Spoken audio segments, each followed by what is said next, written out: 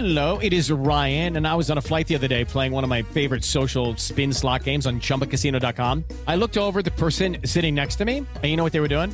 They were also playing Chumba Casino. Coincidence? I think not. Everybody's loving having fun with it. Chumba Casino is home to hundreds of casino-style games that you can play for free anytime, anywhere, even at 30,000 feet. So sign up now at ChumbaCasino.com to claim your free welcome bonus. That's ChumbaCasino.com and live the Chumba life. No purchase necessary. VGW. Void were prohibited by law. See terms and conditions. 18+. Welcome, friends. It's the MovieFilm Podcast. MovieFilm Podcast. Enjoy the show. Zachy and Brian are talking about movies. MovieFilm Podcast on the radio. Welcome to MovieFilm. It's episode 318, brought to you by Mr. Boy Productions. I'm Zachy Usan. I'm here with Brian Hall. Hey, how's it going, Zachy? I'm just relaxing. You know, it's almost June, and so this is like the slow part of the year. It's kind of nice. Like the semesters are most of my grading is done. See, yeah, that's what I kind of forget about is that you are on a school schedule. So I mean, there's you feel the effects of the semesters still. Yeah, I don't realize that other people don't live in that realm. So it's like I don't, Yeah, like summer. I mean, you do teach classes during the summer, but there still is the effect of like, oh, summer's a little different than the rest of the year. Yeah. Right. Yeah. Like I'm at a full trot from September through May in essence. Right. And then I can kind of saunter for a couple months. That's great. Is nice. I mean, speaking of school, it's worth mentioning this just as a little stick pin in time. As we record this, the day after we are recording this, my oldest son is graduating from high school. Wow. Well, congratulations to him. Yeah. Congrats to him. Hopefully, this is just the first of several graduations. He doesn't stop here. Yeah. Well, and also, congratulations to you guys. I mean, no student does it alone. So I'm sure that was a lot of picking him up and driving him places and helping with homework. And I mean, that's a real achievement. So congrats to all you guys. I have to say, this kid, I did not have to help him at all with homework. Really? He's just one of those kids, I try not to bother my kids when it comes to schoolwork. I take the Henry Jones Sr. approach.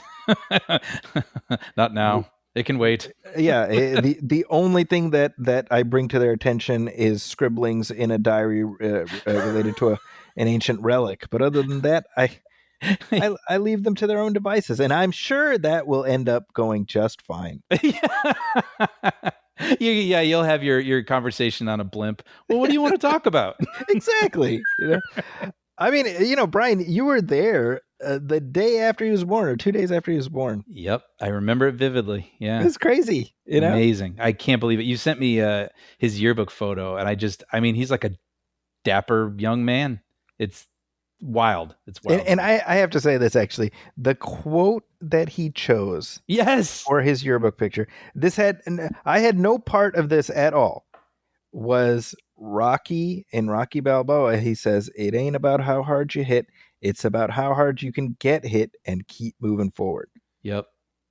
He chose that all on his own. I was thinking, I have many moments like this actually with your children, but I was thinking, can you imagine when you were holding them in your arms, a little peek into the future and just seeing that like, oh, my son's going to grow up to be this handsome young man who quotes Rocky in his yearbook. What's extra amazing about that is, and this is absolutely true, the day before my wife went into labor with him, I and my brother, we watched Rocky Balboa. Oh, wow. So literally that was the last movie I watched before he was born. Wow, how funny. So it was in the air. Really? Isn't that amazing? Yeah. So that's really something. And then he's going to be attending San Jose State in the fall, which is where I teach. That's fantastic. Yeah. So I don't understand. All these kids are getting older, and I am still a youthful 28. So I know, right? I don't get it. What's new with you, though? Well, caught some stuff. Actually, it's like you said, it's summer's upon us, just about, and out here in Los Angeles, there are these movie screenings that they do at the Hollywood Forever Cemetery, and they program basically late spring, summer, and into the fall, and it's just a really unique and fun event out here. It's cool because there's this huge lawn, and they project the movie on a mausoleum, and you can, there's food trucks, and you set it up picnic style. You can bring in your own food and wine and drinks and whatever. And it's just, we went to our first one, my friends and I, we saw Clueless this past weekend, and it was just like, man, I love this. We when it was over, we were all saying like, this is just such a special thing to do in this city, and we want to go to a lot more for the, I don't know, their 2025 season. And also, I kind of forgot to mention this, but sadly, I mean, David Lynch passed away earlier this year, and so we went looking for his headstone. Mm-hmm. And you can do that before the films. You can wander a little bit, and like you can find Tony Scott and Chris Cornell and one of the Ramones, and it's bittersweet. I mean, it feels. I think when you talk about it, it sounds kind of morbid, possibly, but I don't know. I find something kind of sweet about it. I mean, the reality is they have passed, and it's kind of nice that you can go and visit. Yeah, well, I don't find it morbid at all, right? I mean, how is that any different than going to a graveyard with non-celebrity folks and paying your respects, Yeah, well, I think sometimes when I mention the event and just like, oh, we go see this movie in a graveyard, people, initially it sounds weird. Oh, sure. But I think when you go do it, it's a very cool celebration kind of thing. And we were even saying it would be nice to be buried here and feel like we're still kind of part of the party, Mm-hmm. But anyway, so he was slightly off the beaten path from some of the other maybe more frequently visited headstones, and it was kind of, I don't know how to say it. Like, it was special and a little strange. I mean, my friend Chad and I went over there, and we, there's a lot of things there that people had left drawings and blue roses, which is a Twin Peaks reference, and and things like that. And you're just standing there like, well, I'll be damned. Like, there he is. Like, it's just strange. Like, he wasn't alive. He wasn't there a year ago. Exactly. The last time I was here, he wasn't here, and now we're standing, so to speak, beside him. And it was funny. I mean, again, like with some of the others, you're like, oh, wow, I loved his music. And oh, wow, I love his movies. But with him, maybe because it was so new, I could tell my friend and I were a little like quiet and just kind of thinking a bit. And we even, it's just not even very us, but we were just like saying something and just like, well, you were loved, and that kind of thing, or you are loved. And it was special. It was really special. And so then we went back to our picnic blanket with our friends, and my friend brought this amazing charcuterie board, and it's awesome. It's just an awesome time. So for people who are visiting Los Angeles or people who live out here, I highly recommend. It's called Cinespia, the company that runs it. It's at the Hollywood Forever Cemetery, and the programming's all over the place. I mean, that's what's so cool about it. They're showing Casablanca. They're showing Blue Velvet, I think, is the next one. Oh, there you go. That's appropriate. Yeah, right. And then Romeo and Michelle, I think, is one weekend. Like, it's just there's something for everybody throughout the summer. So it's a cool thing. And something I was going to mention also was I was hanging out with a friend there, and I don't tend to watch a ton of Netflix stuff. Like, I don't go there and browse. I am aware of something, and then I pull it up because I know what I'm going to watch. And I know on Netflix. On Netflix. And I know a lot of people just pull up Netflix and kind of flip and like, okay, what's they browse for 45 minutes and then turn it off. Exactly. But I don't know. Suddenly there's just been this influx of things that are kind of interest to me. Okay. And so I have been on Netflix more often. And I had this funny conversation with my friend Alex, because she was like, hey, did you guys hear that there's going to be a documentary on the Ocean Gate submersible kind of tragedy? And I go on. Well, it's funny because I read about this and I thought, oh yeah, but then I said to her, I'm like, oh yeah, it's going to be on Netflix. The only problem is, and then she finished my sentence, it's not up until June 11th. And I was like, yeah. I'm like, but because it wasn't there, I found, and she goes, a Bin Laden documentary. And I was like, yes, I'm halfway through that. And it was like we were all watching the same stuff on Netflix. really funny. These documentaries. It was cracking me up. And then maybe this is morbid, but we all thought, well, maybe we'll get together and watch the Ocean Gate thing together. You know what's I'm very interested in that, but also like I've spent probably cumulatively several days watching YouTube videos about it. I know. I mean, the thing that makes it possibly morbid is because of the outcome, but I do want to learn more about it, about the company, about their vessel. Like I am interested. I guess I didn't dig in as much. I was kind of surface level with it, but I do have a curiosity about it. I'm curious if the documentary will have more of James Cameron just talking about what a goddamn idiot Stockton Rush, the CEO of OceanGate, was. Yeah. Because I'd gladly sign up for more of that. I know. But well, something else I wanted to mention with Netflix content, which happened. And actually, yes, the man is dead, and maybe we should not speak ill of the dead. I would put that qualm to one side because I think he is a goddamn idiot because he didn't just get his own dumbass killed; he got other people killed. Absolutely. I mean, my memory is that he even like forgoed inspections and right, like he was just like, I don't need to do that, right? Like he was reckless. That's the thing where you can actually be okay shaking your head. Yeah, and the whole construction of the thing. Again, I know way more about like laminates and things like that than I ever thought I would. Right. But when you dig into this, you're like, this was so ill-conceived. It is staggering, you know? Yeah, no, for sure. Well, I'll find out more soon. I'm sure we'll talk about it.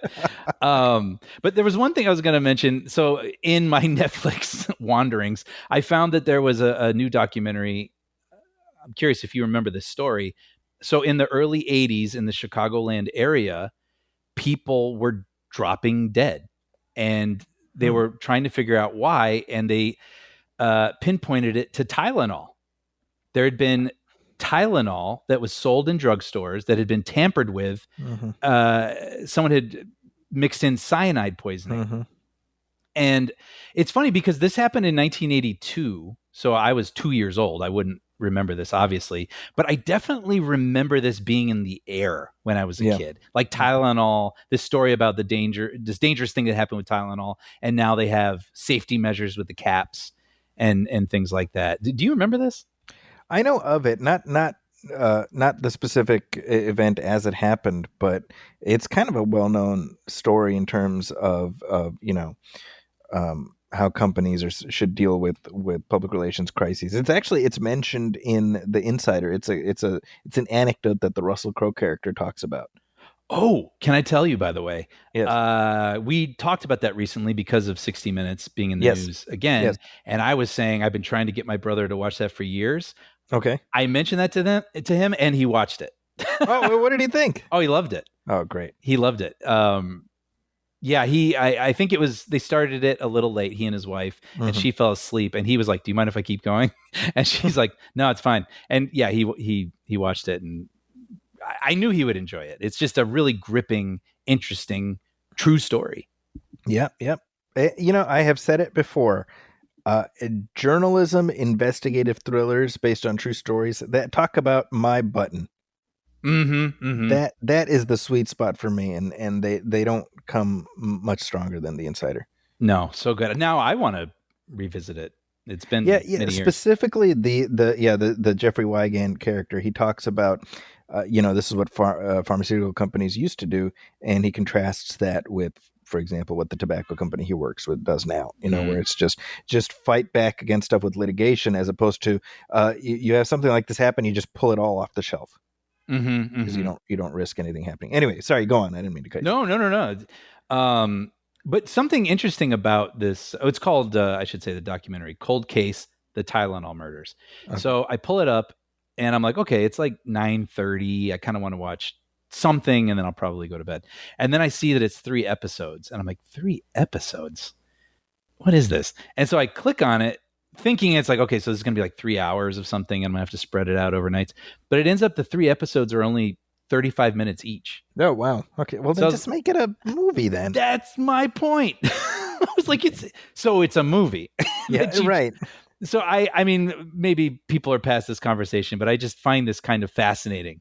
This compulsion on these streamers to dice up these things that are clearly movies, but to make them episodic for reasons. I don't exactly know. I don't know if it's a way that through contracts they can pay differently, if it's like 3 episodes versus one thing that qualifies as a movie, or maybe there's something about I remember people used to joke, because I'm the type of person, I'm more likely to put a movie on at night than I am a television show, because I feel like I want to see something I haven't seen, and I know there's going to be the beginning, middle, and end, and I will have gone on that journey by the end of the night. That's just my kind of instincts.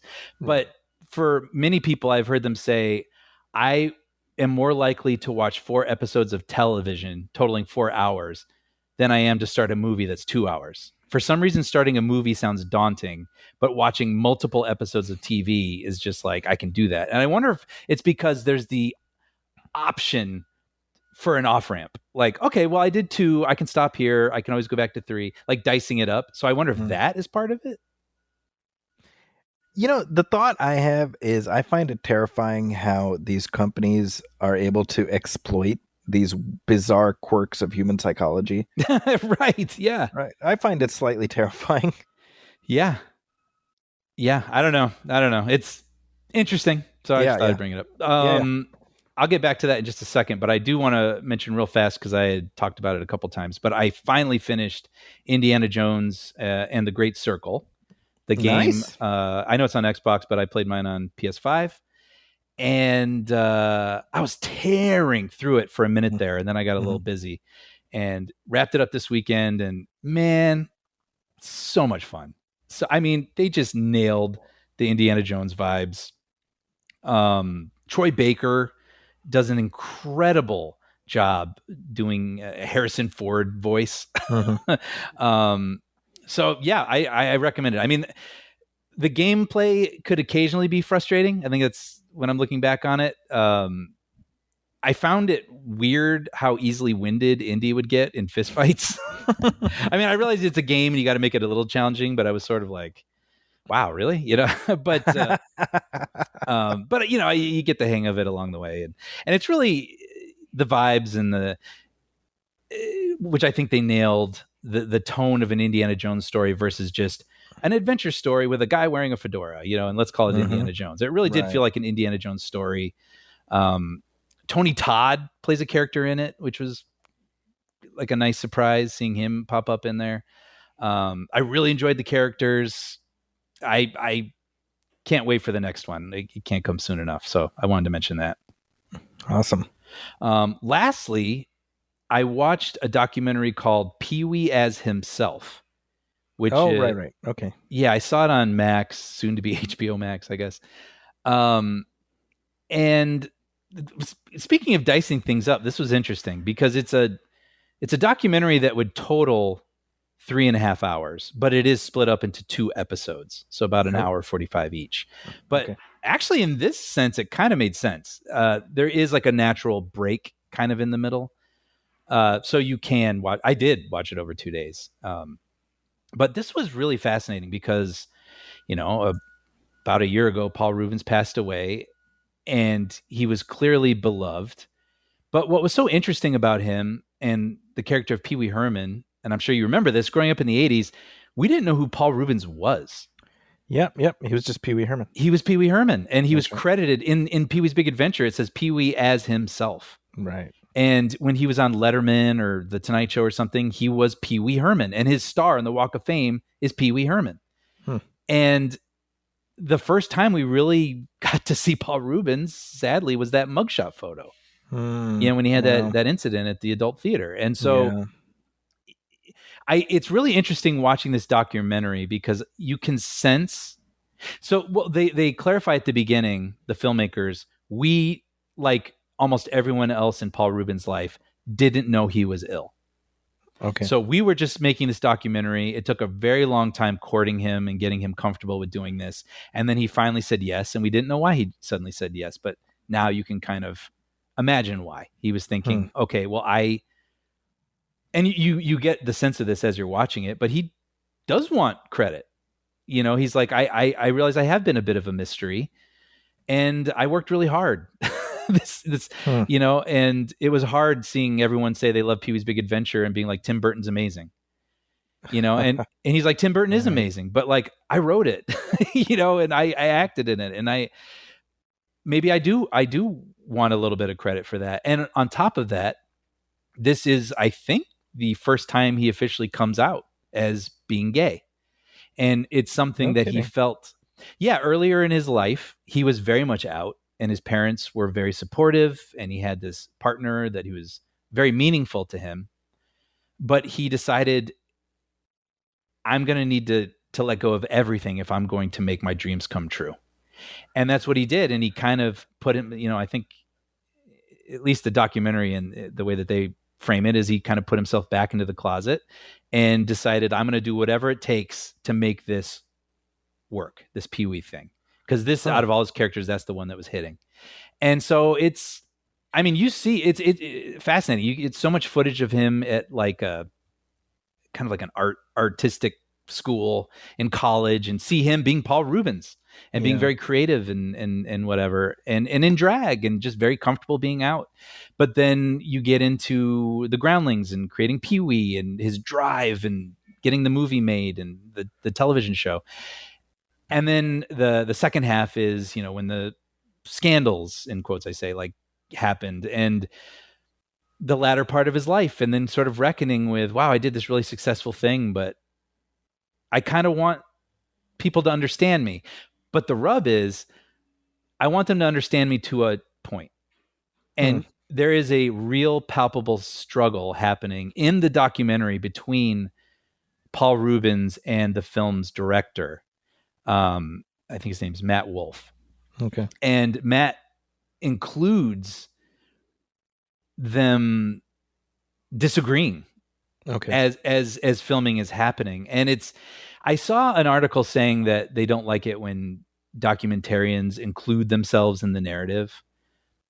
And I understand that. And maybe in some cases it would feel indulgent, but in this one, I feel like it only served to illuminate Paul Rubens more, because you can see he is just so, he is so uncomfortable not controlling the narrative. But the whole point, right? But so he's a fascinating guy. He can be prickly. It's interesting seeing him be kind of unpleasant occasionally, and then also a little jokey, and then also very comfortable. And then, you see every side of him in this. He's a complicated guy. And I feel like the filmmakers did a really good job, as best they could with what he would give, at painting a portrait of Paul Rubens. And so I think for anyone who's interested, this isn't a 2-hour or less documentary. This digs in and lives in it. So for people who are interested, I think it's a gift to really get to understand Paul Rubens even more. And I would recommend, if you watch it and you enjoy it, there's an article in Vulture that Matt Wolf, the director, he wrote this, talking about the experience. Right. I saw that. I didn't read it, but I saw the headline. It's really good. It's very, very good. And he talks about how long it took to get Paul Rubens on board, how difficult it was making it, how it almost all fell apart. And, knowing what we know now with Paul Rubens just about to pass, the movie ends, or almost ends, with a voice note that he sent to Matt the day before he died. And so you get a real sense he's sort of like, well, if I'm ever going to be understood, this is it. And so I know I've been difficult, but I need to support this. Man. Yeah, it's a lot. It's a lot, but it's very well done, and I definitely recommend it. It's called Pee-wee as Himself, and it's on Max. Thanks for that. Yeah. Yeah. Well, hey, we have some listener letters that we got. Oh, let's hear it. Mail call! I believe you have a letter for me. 18,000 letters, all addressed to Santa Claus.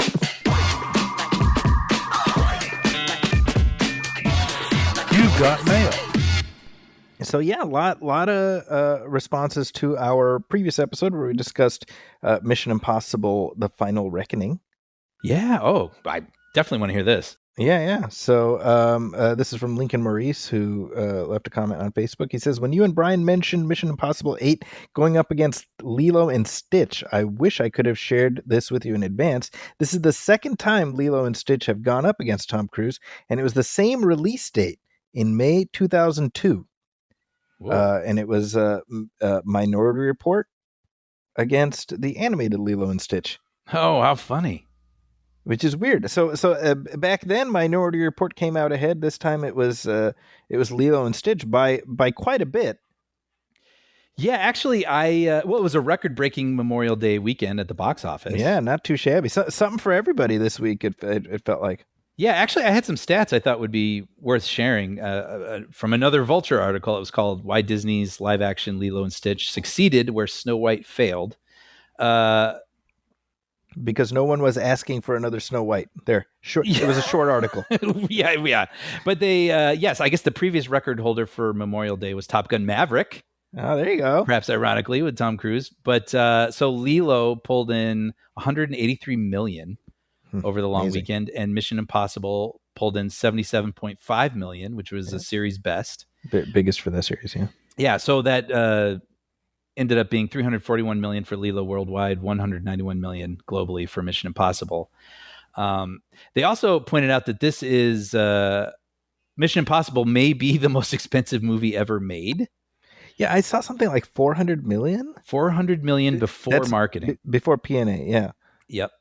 And, it was a little bit tied with the first film. So some of my understanding is that that leaked audio of Tom Cruise getting angry about the people breaching COVID protocols was during filming for this one. But wasn't it all just kind of mixed up anyway? I think so. I think it was mixed up, and then the movie came out, and then the part one, and then they continued filming. Okay. But you had the COVID stuff they were dealing with. You had the strikes that they were dealing with. Globetrotting the way that they do. So yeah, it's kind of wild. I think when it comes to a franchise like this, the reality is that that cost is going to be amortized over decades. Absolutely. Right. So I have to imagine that Paramount isn't too heartbroken if they don't make back, like let's say this cost 400 million, that they would need to make $1 billion to be considered break even. None of the Mission Impossibles have made $1 billion at the box office. But people watch them. I mean, this is 30 years worth of people watching these movies. I don't think it's going to suddenly stop. Oh no. I mean, you have, sales, with networks and streamers and right. All sorts of things. Something I thought was interesting though, as long as we're talking money. So Lilo and Stitch performing the way that it did, which is incredible. And this could go on to be $1 billion movie. It was originally meant for Disney Plus. Disney Plus. Can you believe that? Fascinating.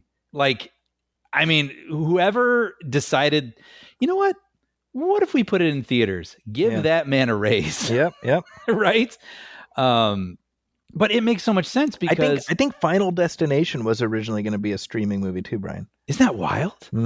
Well, and Top Gun Maverick was never meant to be streaming, but Paramount Plus sure as hell wanted it to be. Yep. During COVID. But I think, again, quoting from the Vulture article, I thought this was pretty amazing. So the Lilo franchise has driven 500 million hours of viewership on Disney Plus. What is the Lilo franchise? I didn't even know there was a franchise. Well, there's sequels and there was a series that's all... There's sequels? Plural? Yeah. I think, when Disney was doing a lot of those direct-to-DVD sequels. Okay. And there's a series? And there's a series. Okay. But also, I think this is incredible. Lilo and Stitch generated $2.5 billion in merch in 2024 alone. Last year? Yes. Okay, this is... I'm way outside the zeitgeist on this one, clearly, because I had no idea. See, I always knew it was popular, but that's incredible. And that just seems so obvious to put that in theaters. And I told you I wanted to see it last week. I didn't. I had planned to see it in time for this episode, and the times that I could make were all sold out. literally sold out. So it's, and I was at the theater the other day, and there's so many kids wearing shirts and backpacks and hats, and you love to see it. It's been a while since you've seen things like this at the movie theater, so I think it's exciting. Hey, anything that gets people. I mean, even Minecraft, which I found, soul crushing. Clearly, people have enjoyed that experience, so you can't fault that. Yeah, well, I mean, even the re-release with Revenge of the Sith, that night I went, there was a huge crowd, and I kind of assumed it was for Minecraft or something, and everybody was wearing Star Wars shirts. There was families, people of all ages. The theater was packed, like I was elbow to elbow, which I hadn't been in a while. Yeah, and it's very cool. I think that if movie theaters are now reaching the retro chic, an ironic popularity, that's funny. I'm still fine with it. Hey, we'll take it. Absolutely. More Mission Impossible comments. Thank you, Lincoln, for that.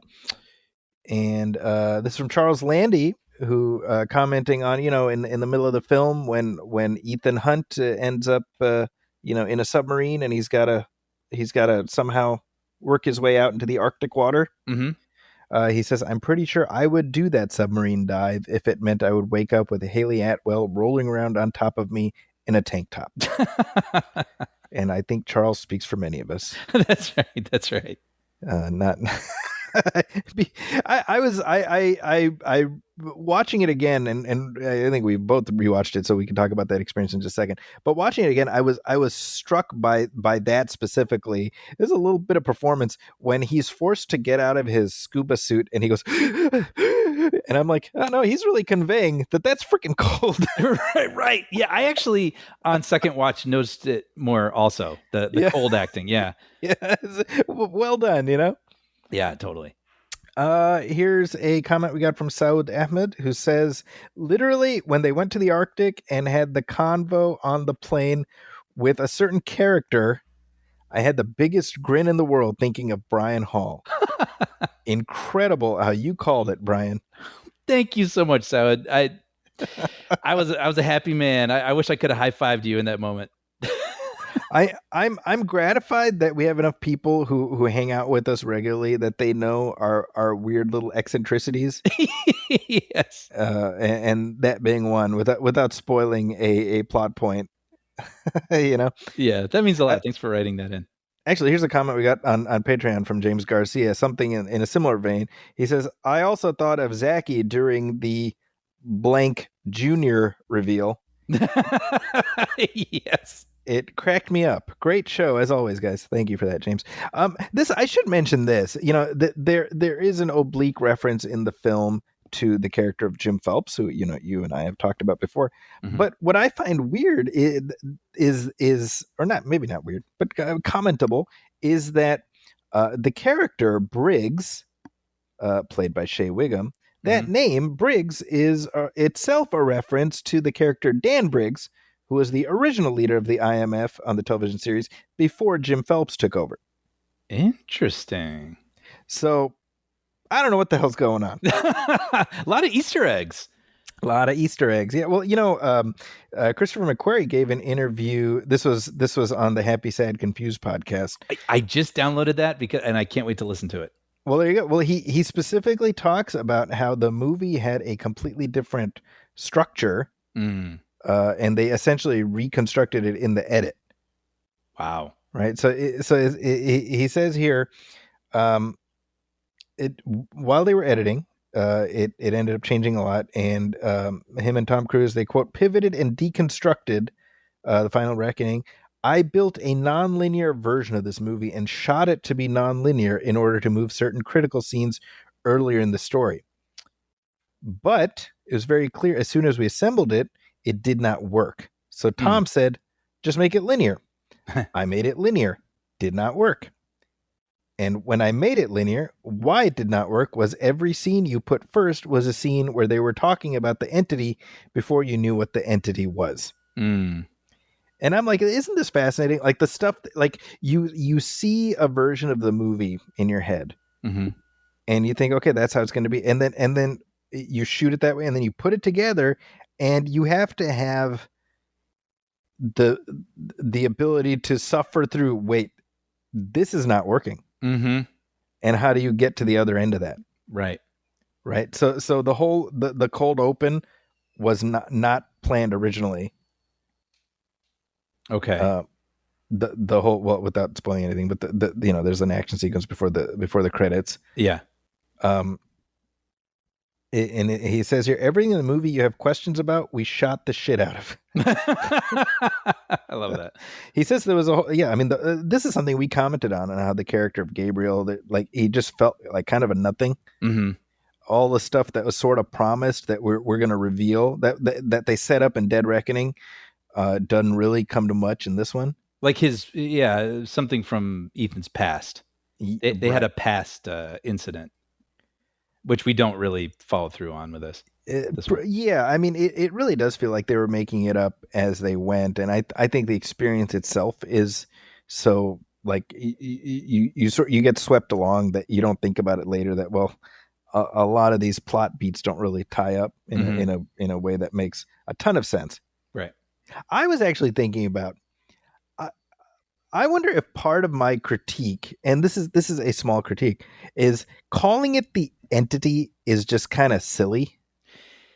Yeah. Well, I do want to get into our second viewing experiences. Yes. But something I did sense the second time, but I felt very much the first time, and I'm surprised I didn't bring it up when we talked about it. But this is the first Mission Impossible film that almost felt like science fiction, which is not what any of the others feel like. I agree.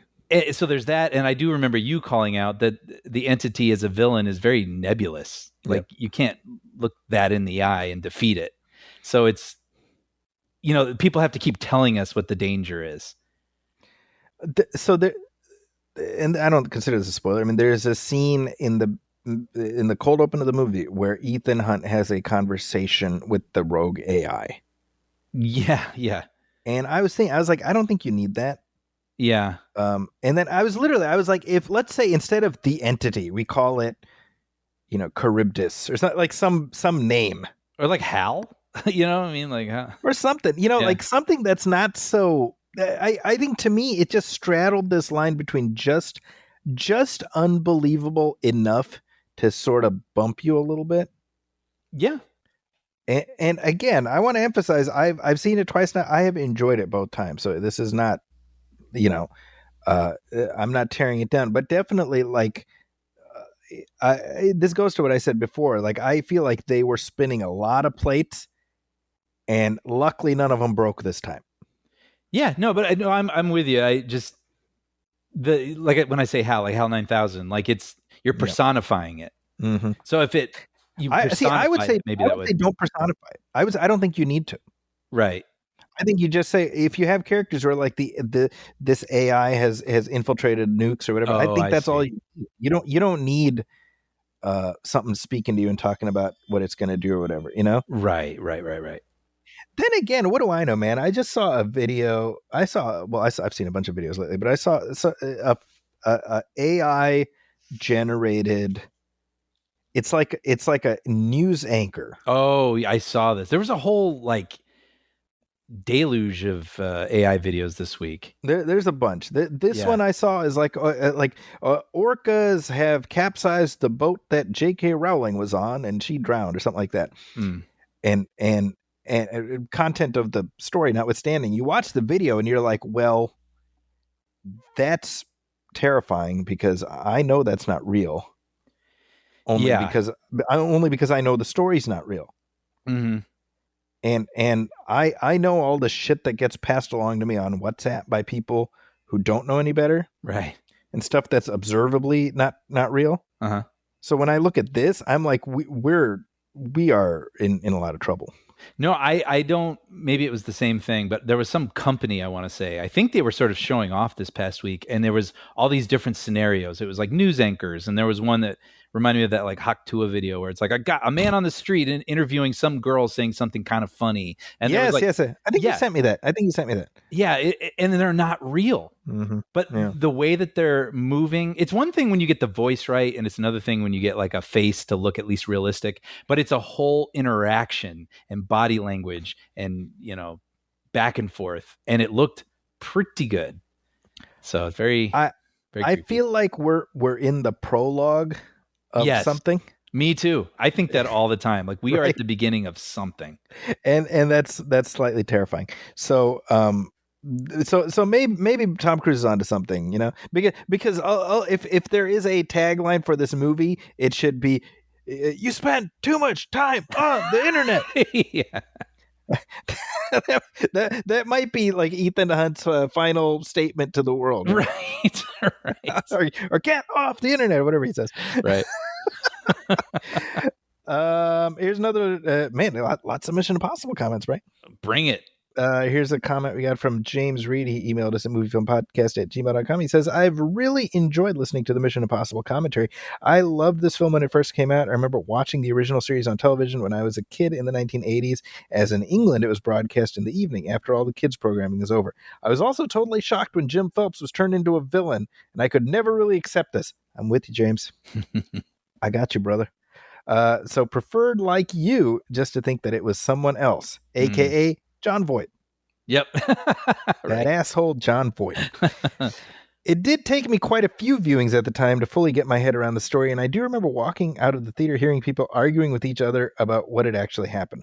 My parents are notoriously bad at understanding film plot points and had a really bad habit, which annoyed me intensely, of constantly rewinding sections to listen to dialogue again, even putting subtitles on as well sometimes. Needless to say, I never watched this film with them.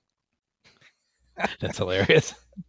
It would be great to hear more commentaries on the Mission Impossible films, and I'm looking forward to rewatching them ahead of the new film coming out. On a different note, although talking about film series, I've recently rewatched all the Star Trek original crew movies, which I've really enjoyed, and backed this up with the Nostalgia Theater commentary tracks. Those are from my Nostalgia Theater podcast that I did with Glenn Greenberg. Which are excellent, those tracks. Oh, thank you. He says, I also got a hold of William Shatner's book about the movies, which was a lot of fun to read in conjunction with them. It's also a great audio book of him reading his own book about making those movies.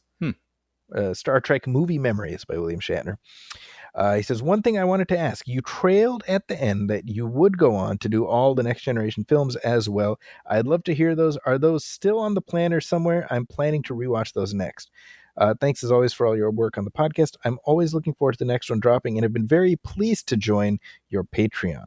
Oh, thank you so much, James. Thank you for that, James. Yeah, folks, we have a Patreon that, if you want to show some love, you can do that. What's the address for that one, Brian? Patreon.com/moviefilmpodcast. Thank you. So first of all, thanks for the Mission Impossible listening to the commentary track.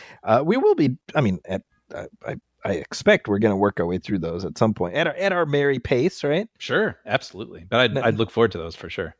As far as the Star Trek commentaries, so I had a blast talking through the first 6 movies with Glenn Greenberg on the Nostalgia Theater Show. Star Trek 6, Glenn Greenberg and Chris Clout joined me. And my plan had been at the time, I want to keep going into the Next Generation films. I still want to do that. What happened with Nostalgia Theater, I've been honestly, it's hibernating currently. Mm-hmm. Just because I've been so busy. The pandemic got in the middle and it really screwed up my flow with that show. And I've got several interviews lined up that I do plan to drop in due time. And I do plan to do the Next Generation films. It will happen. I just don't know when. But in the meantime, Brian and I have been talking through some Star Trek movies. Yes. Right. So, we'll probably be doing the 4th one maybe next year. Wow, I can't believe we haven't done that one because that's the first one I ever saw. There you go. I know that one has a special place for you. Absolutely, yeah. Well, real quick, I am curious. We just our last episode we saw Mission Impossible: Final Reckoning. It was a lot of movie. We had a lot of thoughts about it. We came out positive on it, but we had some thoughts, and we both were able to watch it again this past week. And I'm kind of curious, especially seeing it so close to the first viewing, what that experience was like for you. Well, before I even talk about me, did you see it in IMAX for your second viewing? No, I was very lucky. My friend works at Paramount, and I got to see it at the Paramount lot, and they have an excellent theater there with incredible sound. And it was like a whole. Yeah. But was it IMAX? Well, it was. I'm trying to say it's an amazing theater. Yeah, I'm sure. But it was not. It was not IMAX. Not IMAX. Well, I should say, so I watched it Tuesday night, which is admittedly cheap night, but that joint was packed. Mm. So that was nice, Mm-hmm. you know. And I took 3 of my kids, and I was like, wow, for them, this is only their second Mission Impossible movie that they see in the theater. Oh wow. You know, which I was like, these movies have been out for so long, but for 30 years, but they've only been around for a portion of that. Right. Yeah. So it definitely, and you and I talked about this a little bit. It helped going into the second viewing, kind of knowing what to expect and what some of my issues were pacing wise. I would say those issues are still in effect, but I think I was able to roll with the experience much better. I still feel like the big, what's supposed to be the big emotional moment in the first hour, it hits, but not like I would have hoped. Mm-hmm. You know, and I don't know. I was like, maybe it should have come later. It feels oddly disconnected from the rest of the movie. I don't know if that's an impression you had. Yeah. No, I agree with that. I think, yeah, it was kind of cool to have this experience because, you know, I definitely stand by my first reaction, the first go around, because that was, as I received all of that at once, that was my feeling, you know, walking out. And we did talk about it almost literally after we had stepped out of the theater. But it was cool because it got to settle a little bit in my mind. And there's something nice about a second viewing, which I think is a legit, you know, another opinion. Yeah. Once you know what you're getting into. And I think knowing the tempo that I was stepping into helped a lot. And I think like you, I still found it a little lopsided, I think. And also, I know we talked about this, but it's way more self-serious than the previous films. And I noticed the audience chuckling quite a bit, especially when the character Paris would have all these like ominous whisperings, you know? See, my audience chuckled every time Tom Cruise found an excuse to take his shirt off. Oh, really? There was a fair amount of that. I think I was too busy being impressed to chuckle. Yeah, I was like, it is a little depressing, admittedly. Dude, when he's on that treadmill, and I'm like, if I look like that at 62, like I would absolutely be taking my shirt off any chance I could. Well, I think the lesson is clearly that you need to accept Xenu into your life. But yeah, I mean, some of those things still stood, like I said, like the lopsidedness and whatever, but I knew that was coming. And so I think I was able to maybe switch off something in my mind a little bit and just roll with it. And I did enjoy a lot of the moments in the setup, you know, when Ethan's in the room with the president and all those people, and they're looking at the dossiers, reading all of his exploits. And he's kind of just, and they're looking at him sort of like, seriously? Like, like all that stuff was really fun. And also we acknowledged this in our first review, but this is absolutely a part 2, right? Yeah. This is not a self-contained movie. We are picking up where we left off, so I can forgive them a little bit for the structure. And I also, I remember saying this the first time too, but I really love the whole thing where it's about, a lot of it is about the allies they make along the way. Yeah. You know, there's a lot of people sticking their necks out, and they don't have to. And that ends up helping Ethan save the world. And we get these incredible set pieces. And by the end of it, I mean, yeah, I came out with a huge smile on my face all over again, with a better understanding of what I was about to experience for 2 hours and 50 minutes. And so it played a little smoother for me the second time, I think. One thing that, in that vein, that I really became aware of the second time is in the film's closing moments, without spoiling anything, we have in essence a sort of a crescendo with each of the characters sort of saying goodbye. Mm-hmm. Yes. Metaphorically speaking, you know? Mm-hmm. And I found myself getting emotional with that. Mm-hmm. Yeah. It reminded me a little bit of like the end credits of Avengers Endgame, you know? Oh, interesting. Where it sort of leads up to Robert Downey Jr.'s signature, so to speak, you know? Yeah. Oh, I see. Yeah, yeah. You know, it reminded me of Ocean's 11. Yeah, well, it was a little, but it was doing both, though. Do you understand? Oh, totally. Yeah, yeah. Right, like the it was essentially, on the soundtrack. It's called Curtain Call. That track. And Yeah, I'm like, that's what it is. It is a curtain call, right? yeah. Well, And yeah, yeah. Go ahead. Sorry. no, go ahead. No, no, no. I'm gonna ask you a question, but it's a little different.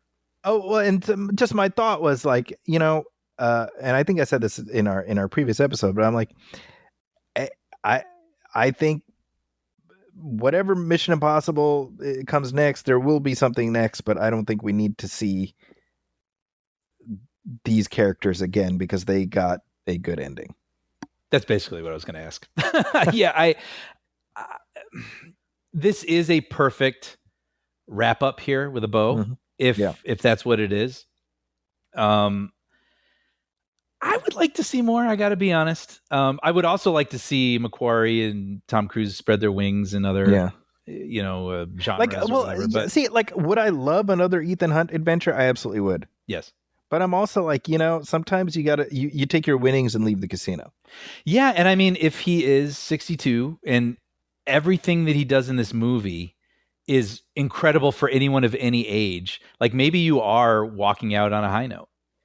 You know what I mean? I think sometimes you manifest destiny and you walk away.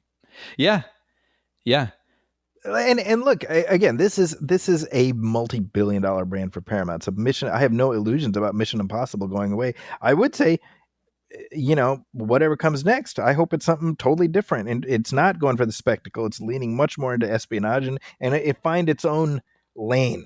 It's going to be hard though because That's the thing. the Mission Impossible movies, not the TV show or whatever, but the movies Yeah. are about Tom Cruise I doing know. death-defying things. Like, That's the how do thing. you come up with a new take on Mission Impossible that hooks everybody? Well, and the other thought I have is like, how do you do so? Like, unless you just say we're ignoring everything and starting over. If you do anything that sort of exists within this world, the obvious question people have is, well, why isn't Ethan Hunt in this? Right. How do you explain that? Yeah. So that's tough. I mean, that's a hard thing to do. Yeah. Yeah. I don't know. I'm on board for it, whatever it is. Anything that think gives me the vibes that I've had. It doesn't even have to be quite the same thing, but just the incredible, tangible, real executed stunts and the fun. Yeah. Fun. Like it was just this magic, recipe. And I hope that they can do that again in whatever form they end up doing it. It's not going to be easy. I'll tell you that. Yeah. Hey, here's we got some headlines, Brian. Extra, extra.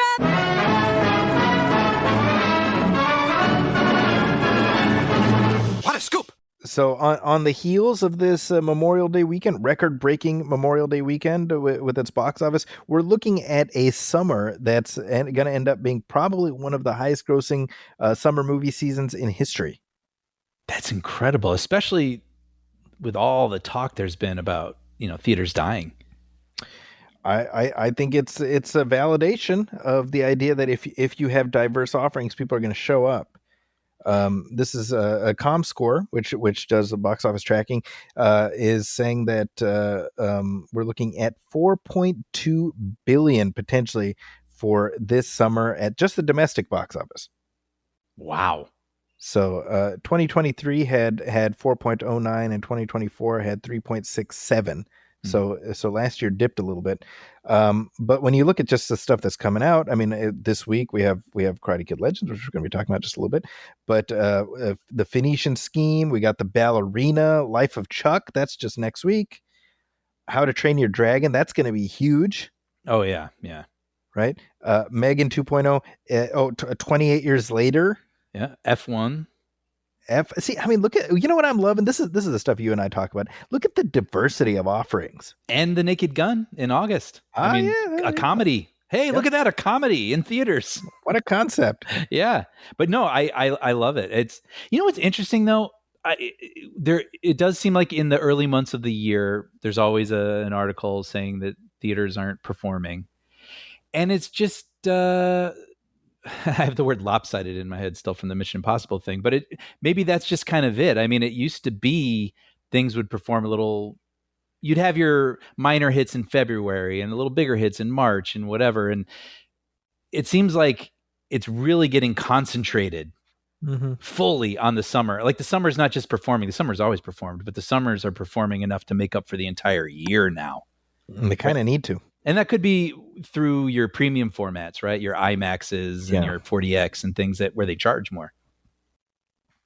I mean, this is just July. We got Jurassic World, Superman. I Know What You Did Last Summer. Forgot about that. Forgot about that too. Yeah. Bad Guys 2, The Naked Gun that's in August. Oh, Freakier Friday. That's in August. I've seen a lot of I got to admit, and I don't mean to. That's going to be a mother-daughter thing. I was just going to say, I obviously it's just kind of not on my radar so much, but I saw that and I was like, oh, well, that's cool. Like I thought it'd be like a Disney Plus movie or something. And like through my, movie Instagram algorithms, people are really pumped about that movie. Yeah. Oh yeah. I think that's going to be a big one. Yeah. Yeah. And this one I'm excited about, Nobody 2. You know what's funny? That first one was just about reaching my limit of that genre, where it's like the average guy, it turns out he's actually John Wick, and there's going to be just like a lot of really long, violent action scenes, which I enjoyed for a while, but it was starting to be like, okay, I'm getting a little exhausted with this. But then I saw the trailer. Yeah. And I was like, you know what? That's what you do. You don't do the same thing again. You twist it. And it's basically, it looks like, Lampoon's Vacation with John Wick at the center of it. Yeah. Come on, man. Sign me up. Right. And it's Bob Odenkirk, no less. And Bob Odenkirk. Come on. Yeah. Just kicking all kinds of asses. That's what I want to see. Exactly. And then you mentioned Naked Gun. I'm curious about that one. Yeah. Oh, and I can't remember if I said, but 28 Years Later, that's another one that I suspect is going to end up doing pretty well. Yeah, I'm curious. What are you a fan of that series? I like the first one a lot. I thought the second one was okay. Yeah, I know I've seen them, and I know I like them, but I don't think I've seen them since they came out. And sure. Maybe it's with The Last of Us and all these sorts of things. It doesn't feel as novel, and I'm feeling like, okay, like I'll go because I'm going to go. But I don't have a ton of anticipation, but I sort of feeling that it's going to be good. And I'm going to go in being like, okay, what can you possibly show me? But, Danny Boyle, and it's a good series. My thought is Danny Boyle didn't need to come back to this franchise. Yeah. So obviously he found an in. Mm-hmm. And so I'm kind of like, what is the story that he found that was worth coming back to? Right. And that trailer is super effective with the Kipling reciting that poem. It's so unnerving. I'm intrigued. Yeah. Hey, speaking of intrigued, you know who's still intrigued by Star Wars, Brian? Who's that? Besides us? Well, we're always intrigued by Star Wars. Yes. Rian Johnson. Hey, there you go.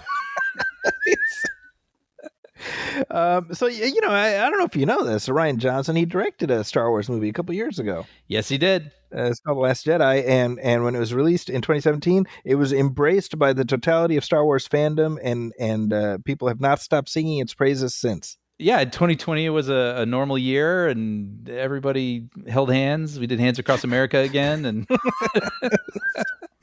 everything was just fine. I wish that were the case, but the internet has had a sustained conniption ever since. However, Rian Johnson has of course gone on to great success with the Knives Out movies.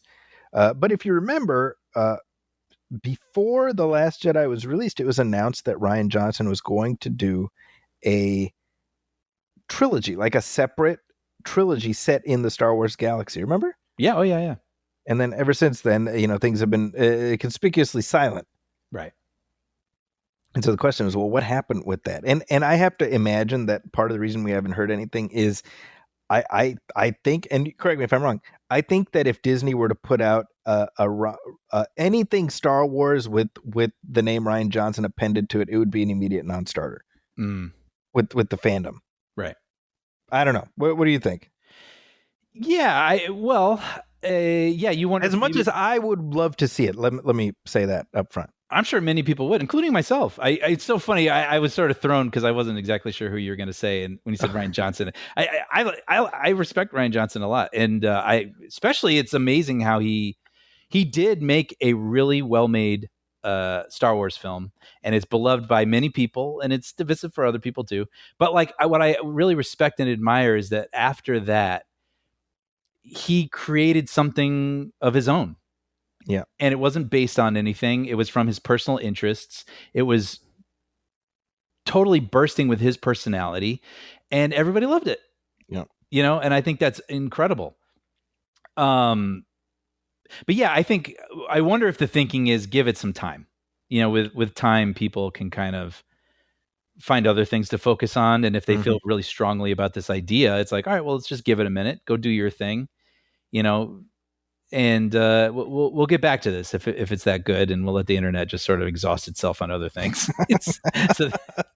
Right. So I'm very curious what it is. I mean, obviously he's excited about it, and they're excited about it. What is it? I want to know.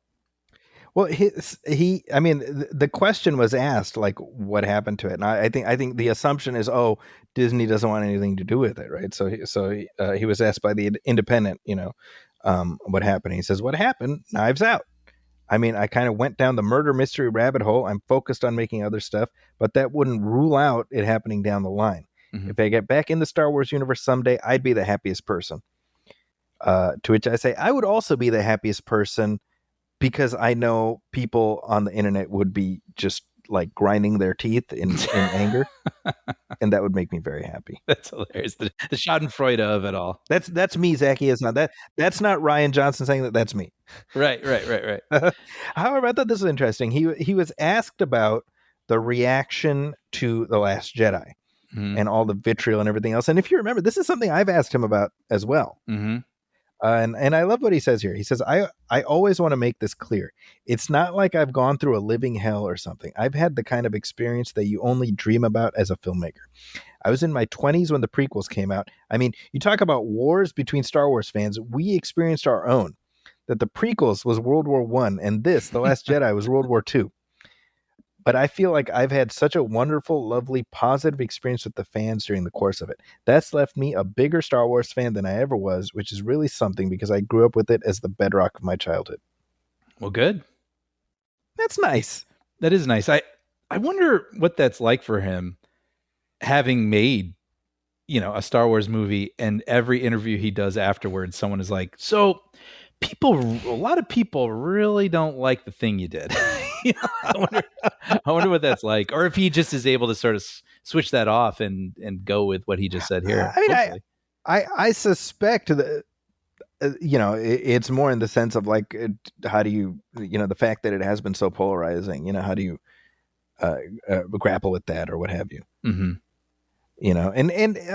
I what I said to him, I'm like, look, I don't know about what other people say, but you should know that a lot of people really like this movie, And he says, anybody who comes and talks to me, that's what they say. And that's a nice feeling, right? He's like, I know there's stuff out there, but that's not stuff that ever makes it to me, Right.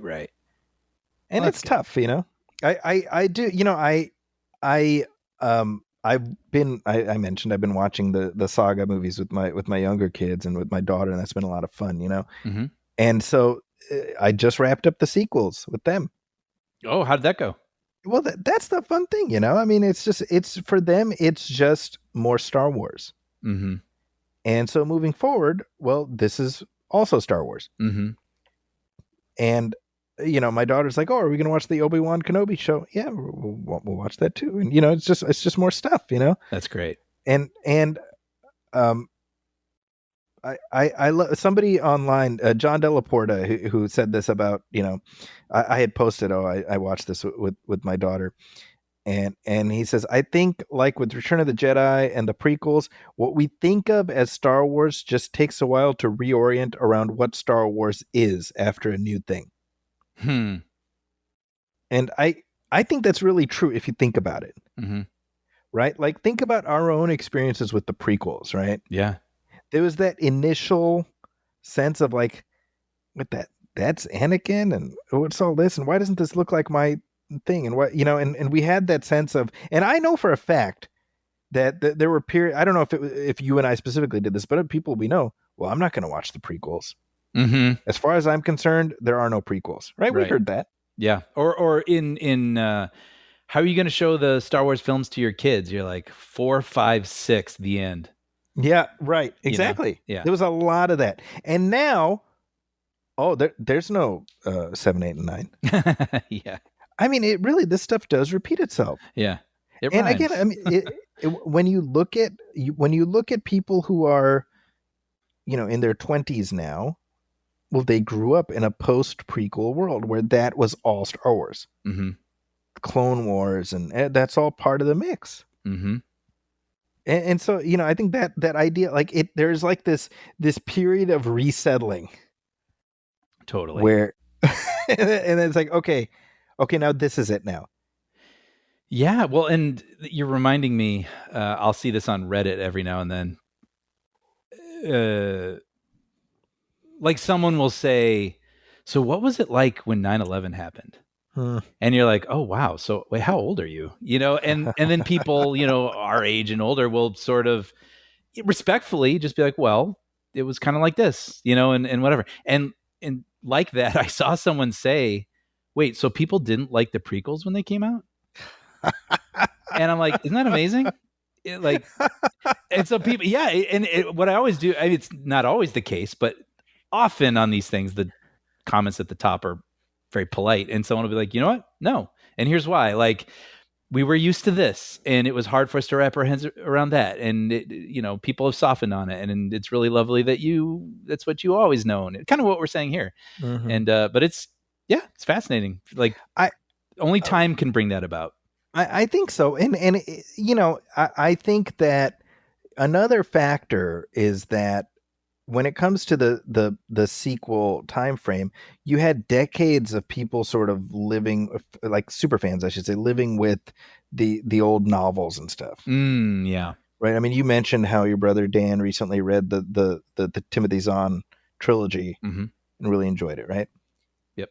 But when he read those books, he took it in context of, well, this isn't like the sequels did something else, but this is just like a fun what if kind of story. Right. But imagine living with that as, well, this is the quote unquote canon, capital C. Right. And you're told, no, that doesn't count anymore. Yeah. Yeah. I mean, I would imagine that's frustrating. I mean, I've been there. Sure. We don't like to be told our fictional thing that we've accorded headspace to or heart space to. Heart space. Yep. It doesn't quote unquote matter anymore. Right. But I don't know about you. We've been down this road a few times.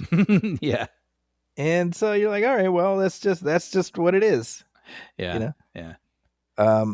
But we'll see. I mean, am I wrong? But Kathleen Kennedy is stepping down at some point in the near future, at right? some point, I think what she said is like, look, at some point I'm going to have to. I'm not planning on doing it tomorrow.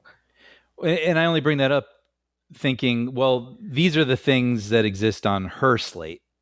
Right. And if you bring someone in, what will that look like? Will things, will they wipe it clean? Will they have a different direction? Will they play with the, Well, this is the thing. There is a faction of the fandom, and I will assume it's a fraction of a faction. That's like, whoever comes in next has to just wipe out the sequels and just ignore them.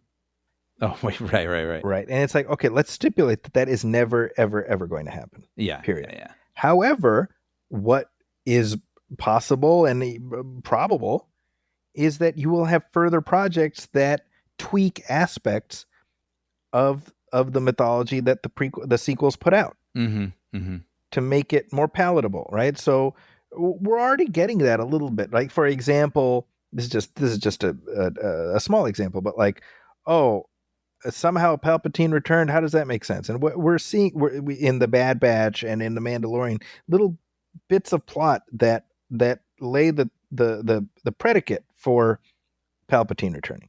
Right. Well, that we're going to see stuff like that, and I'm all about that.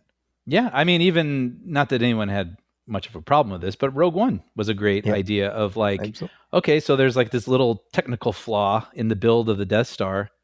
What's that about?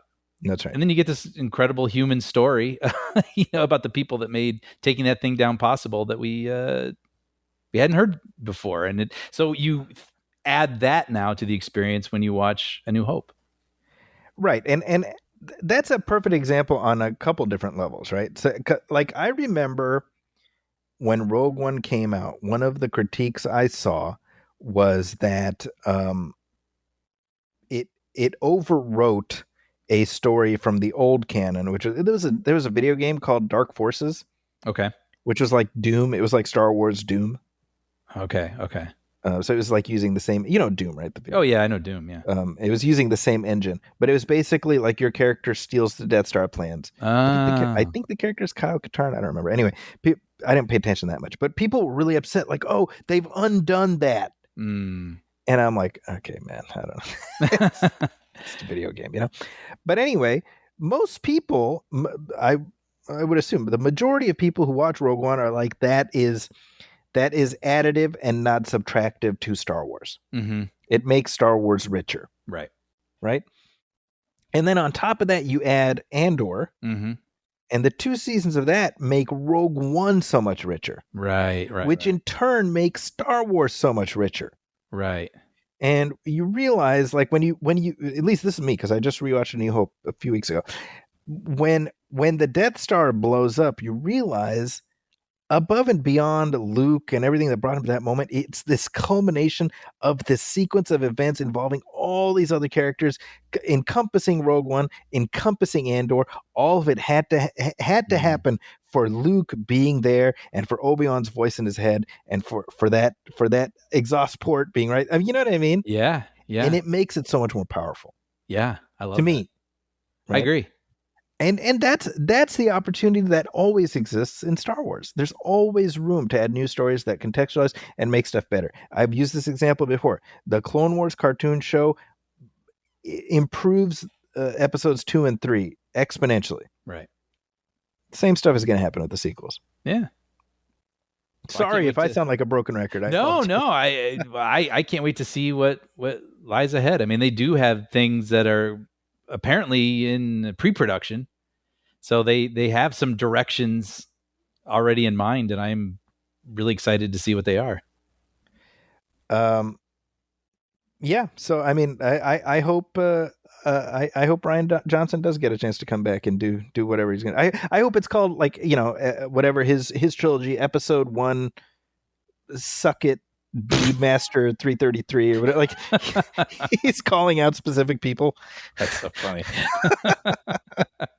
I think that'll be fun. I think at some point, I think the people who are still pissed about it online, I don't even think they know what they're pissed about anymore. Right.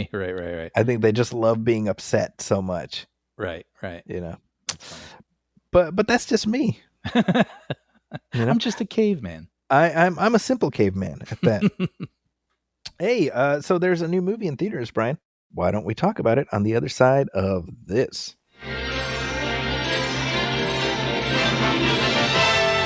And now we're pleased to bring you our feature presentation.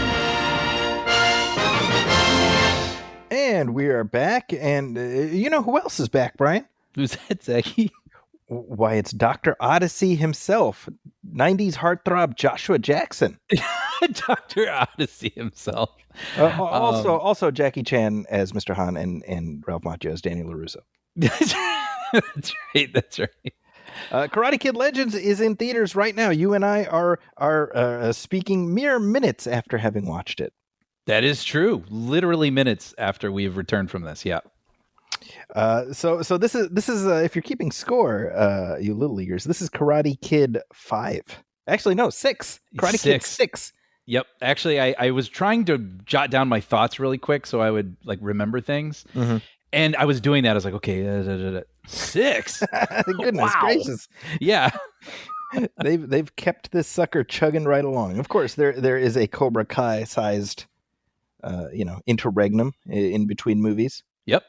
And I would offer, Brian, that the mythology is richer for it. You've said that, and I have heard that elsewhere also, and I really do need to get around to watching that. Yeah. I think you absolutely should. Yeah. So here we go. So Karate Kid Legends, by the way, it's on track to do pretty well this weekend, which, just picking up on what we were talking about, that does make me happy. Me too. I might be wrong, but I thought I saw somewhere around 29 million, possibly. Not too shabby. That's pretty darn good, I think. I for would, this. Yeah. The screening I was at was packed. Really? Oh, okay. It was 2 p.m. Wow. Okay. No, mine was not. Mine. Okay. I mean, I'm not surprised just with the time and everything. But there's a handful of people there. But I will say, at the end, when things were getting intense, people were clapping. Yep. There was lots of clapping to be had. Yep. All righty. So, given that preamble, I think people already know yours and my history with this franchise. If you haven't, folks, go back into the archives, listen to our commentary tracks for Karate Kid Part 1 and Part 2. Mm-hmm. Part 2 just a few weeks ago. It's a good one. Yeah. Good discussion. I think so. Yeah. I mean, this goes way back for me. This is one of my earlier films that I remember watching and getting really attached to. So, yeah. Well, given that, I mean, the timing seems appropriate because this one does have a little tie into Karate Kid Part 2. Yeah. Which I will go so far as to say it's not even really a spoiler. The movie starts with a scene from Karate Kid Part 2. Mm-hmm. It says Okinawa, 1986, and then we see Daniel and Mr. Miyagi. And right away, I said, "You sons of bitches," because I'm like, if you're trying to get me to let my guard down, well, you found the way. It's just was like a warm hug, right? Kicking off this movie, absolutely. Right. I'm just gonna say, look, this is a hard one for me to be completely objective about because it's tied into a mythology that I like. I think it does the job of honoring the totality of it, including Cobra Kai, while doing its own thing. And it's, I mean, as predictable as it gets. Like there are no surprises in this movie, or very, very few surprises. Let's say that, very, very few surprises. Yeah. But I think you watch a Karate Kid movie to go on a roller coaster ride that you know where it's going to end up. Mm-hmm. And so I going in, I was like, well, I know what I'm getting. Will I enjoy how I get there? And I would say I did.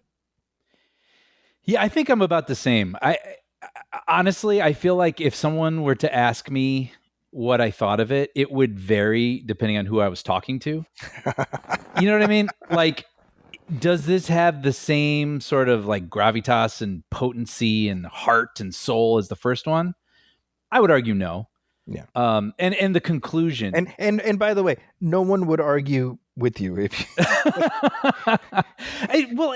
Look, I won't spoil what exactly happens, but yeah, so you can kind of predict where this is all heading, you know? And when you think of the ending of the original movie, and I mean, I can see the framing in my brain, Johnny and Daniel against each other and the music, and he gets the kick in and everyone's rushing. Like, just thinking about that moment puts a lump in my throat. It just is so potent. Yeah. And it is, 6 movies later, I think they're still chasing that moment. Sure. Yeah. And I don't think they've never gotten back there. But they're trying to trap that tiger, you might say. Yes. So I have to acknowledge that. But at the same time, the first 2/3 of this movie, I genuinely enjoyed. I agree with you. Yeah. Yeah, it was really endearing. I think Ben Wang, the kid is terrific. Ben exactly. Wang. He plays Li Fong, and this girl that he's got a crush on named Mia. I was like all in on that. And Dr. Odyssey. I was just gonna say Joshua Jackson. Great. He's great. The story, all of it. I was like totally in. And then 2/3 in, I think it feels like almost with a gun to its head. Like this is a Karate Kid Legends movie. Have you forgotten why we're here? Did you think you could be your own thing? Clucking its tongue. No. And then it becomes a little forced and contrived and messy. Although I'm not going to say I didn't enjoy some of those moments. Yeah. But like its integrity, the first 2/3 of it, I thought had like a real nice integrity to it. And like, then it becomes kind of belabored a little bit and shoehorning itself into being a Karate Kid trademark movie. And then, you've got a tournament at the end, and of course I want to see him win, but it just, again, it didn't have the soul and the potency that you get out of that first one. I just have to be honest about that. But at the same time, I'll just want to say real quick, at the same time, I did think if I had like a 10-year-old or like a 9-year-old, they'll love this. Okay. So you just made the point I was actually about to make. I was like, we're never going to be, 7 again. That's what I'm saying. Yeah. Like so if you ask my review of this, it would change person to person. Like my 45-year-old, I watched Karate Kid when I was a kid thing.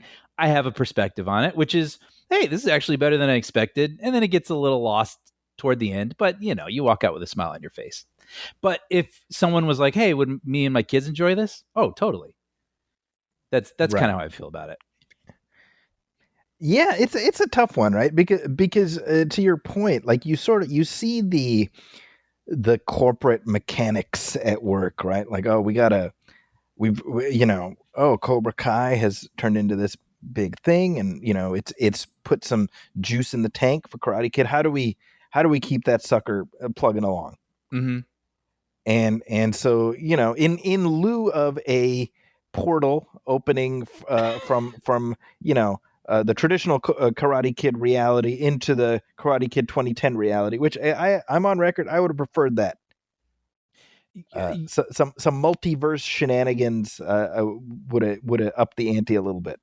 What do you mean by that specifically? Like, you mean bringing Jaden Smith back and just sort of... Well, I just mean, the 2010 Karate Kid is a remake. It's not intended in any way to be in the same universe. Oh, I see what you're saying. Yes, this movie's yes. No. But it turns out that this movie, too, what you realize is that, how they say history repeats itself. Turns out we're just in this doom cycle throughout the world.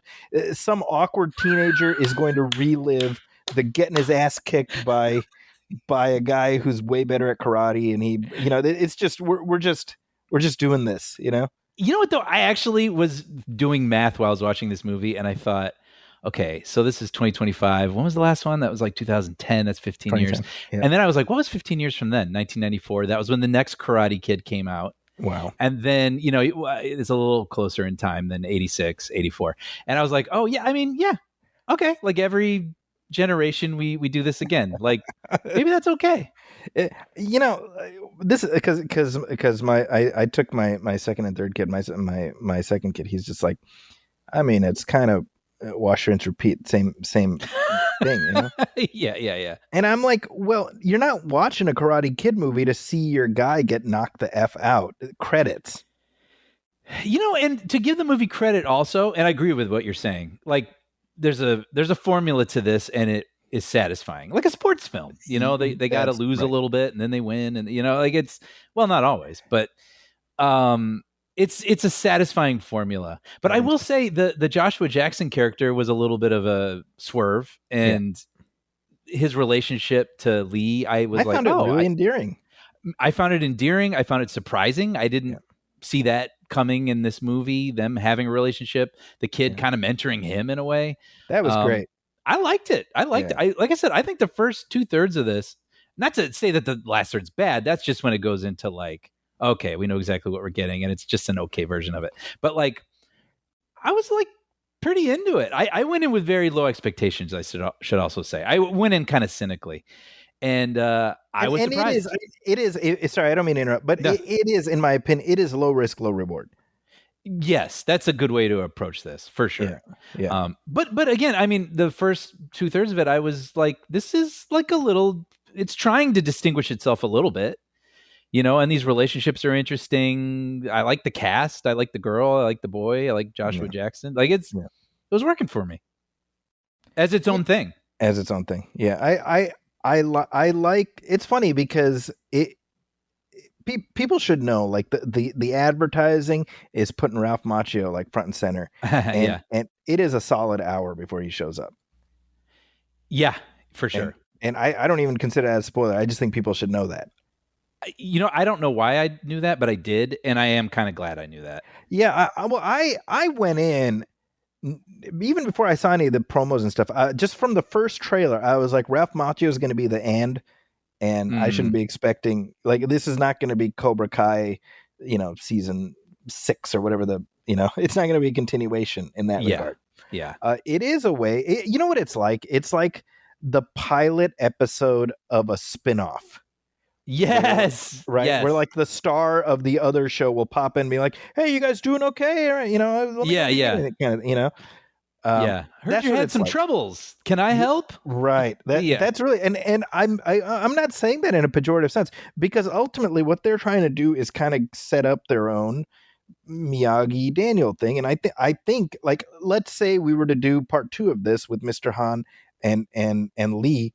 Mm-hmm. I'd be open to it, because I think they're a good pairing, I agree. Yeah, for sure. This kid's really he's quite a find. Yeah, I saw him in a show called American Born Chinese.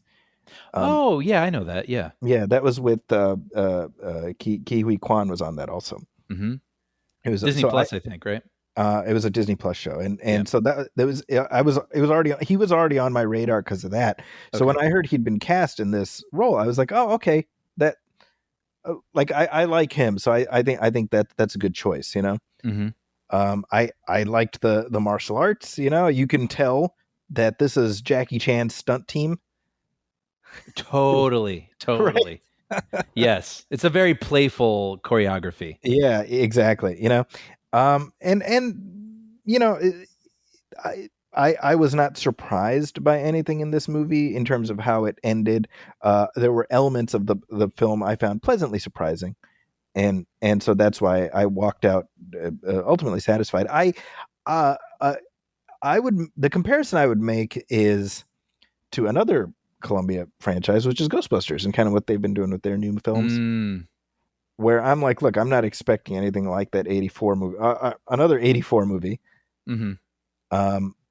But I enjoy being in this world, and so I don't mind dipping in.